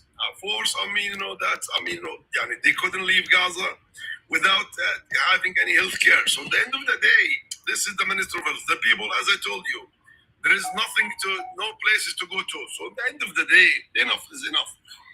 Smotrich, today he asked, that they should, cutting the water completely, and they should cutting, the electricity, and they should cutting the food. And at the end of the day, everything has been cut. There is no water coming from the occupation side. There is no electricity since the war started. There is, no food for 160 days. So what's bullshit he's talking about? He think that there is still food coming to Gaza, there is water still? Of course not. But in the end of the day, he need to make himself that he's the commander of the force and he's the hero and he need to do blah blah. This is actually the Zionism, which how they need to show how they are dealing with the people in the ground. But in the end of the day, everything has been cut. And he's warning and he's waving that they will cut the electricity. But no, there is no electricity since the war started. بده يقتلنا يا زلمه بده يقتلنا ما قتلنا خالص يا دي جي انه ما فيش ميه ولا في كهرباء. طب انت ايش بدك تقطع؟ والله عرفت كيف؟ سامي اظني هي لازم تسجل البث حبيبي. كانت عندها اولاد بنتها لازم تسجل. I was telling him, Danny, that you have to go get your grandkids. Yeah, so let me just... Can I take 15 seconds? Oh, before you close, go ahead. I want to share with you all what Sammy is talking about. So there is an article from yesterday where the Pope Leo was calling for an end to the violence in Gaza, and he says that he supports churches that will not evacuate. So when Sammy says that the Christians in Gaza have said that they are not going to evacuate, he's referring to this. There's an article I'm looking at on ABC's News right now.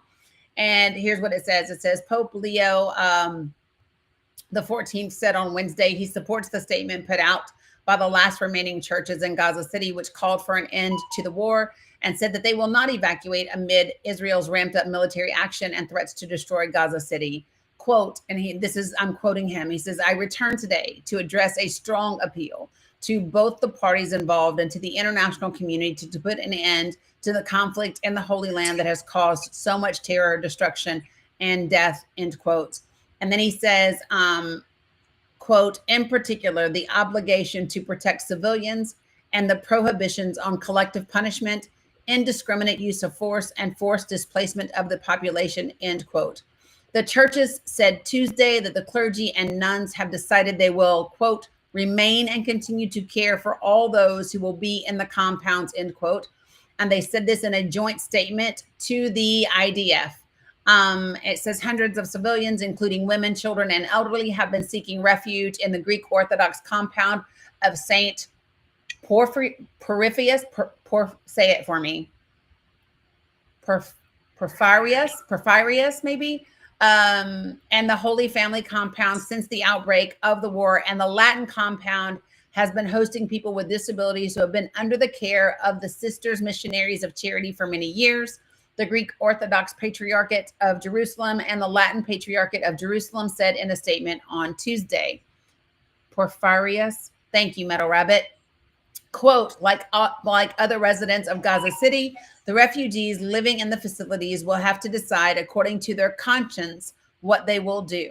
Among those who have sought shelter within the walls of the compounds, many are weakened and malnourished due to the hardships of the last months. Leaving Gaza City and trying to flee to the south would be nothing less than a death sentence. For this reason, the clergy and nuns have decided to remain and to continue to care for all of those who will be in the compounds, end quote, the churches said. So I just wanted to give you that story. Porphyrius, thanks. And so that you can know what Sammy was specifically talking about. So Danny, so understand the speaker, Sammy. So Danny, so you said you were going to be on that live tonight with A Money and Captain Josephine. Yes. So I'll be there as well. And can I just plug it real quick to the chat? Yeah. It's okay to think about real quick.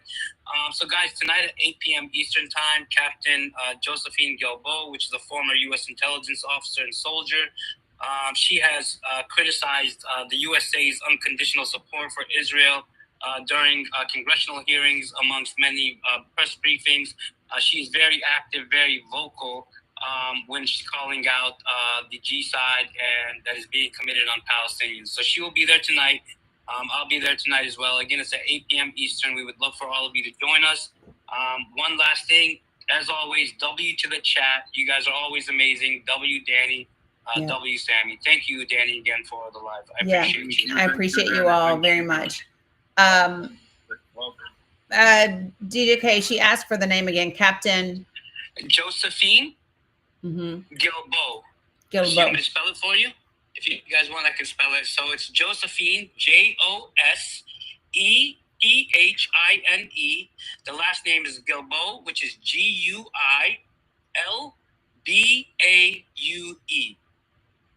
Okay. All right. Have a great day. I appreciate you, DJK. Salam, DJK, salam, Sammy. Yeah, appreciate you all so much. Folks, I will see you if you are a subscriber. I will see you on tonight's movie documentary. I may have to cut out a bit early, but I would like to get in there, get it started, maybe even a little bit early, and that way we can get through it, and then maybe we can have a discussion later if we don't get to do it then. So lots to happen today. I'm going to go take care of these babies. Folks, this is the time to be on your folks, not just about, what's happening in Gaza and in Palestine, but about what's happening right here in the United States of America. We have got midterms, special elections, and state elections to get ready for.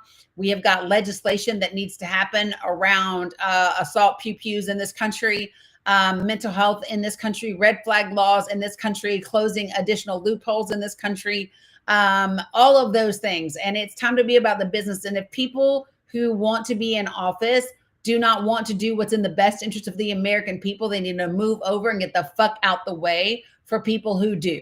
So I appreciate you all. Thank you all for not only liking, sharing, and supporting this live and myself, but also for gifting the folks that you are able to.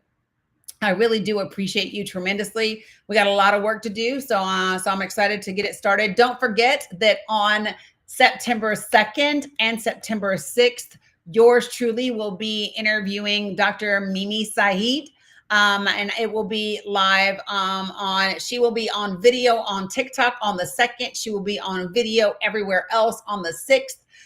So no matter where you are, you have no excuse not to tune in, not to watch.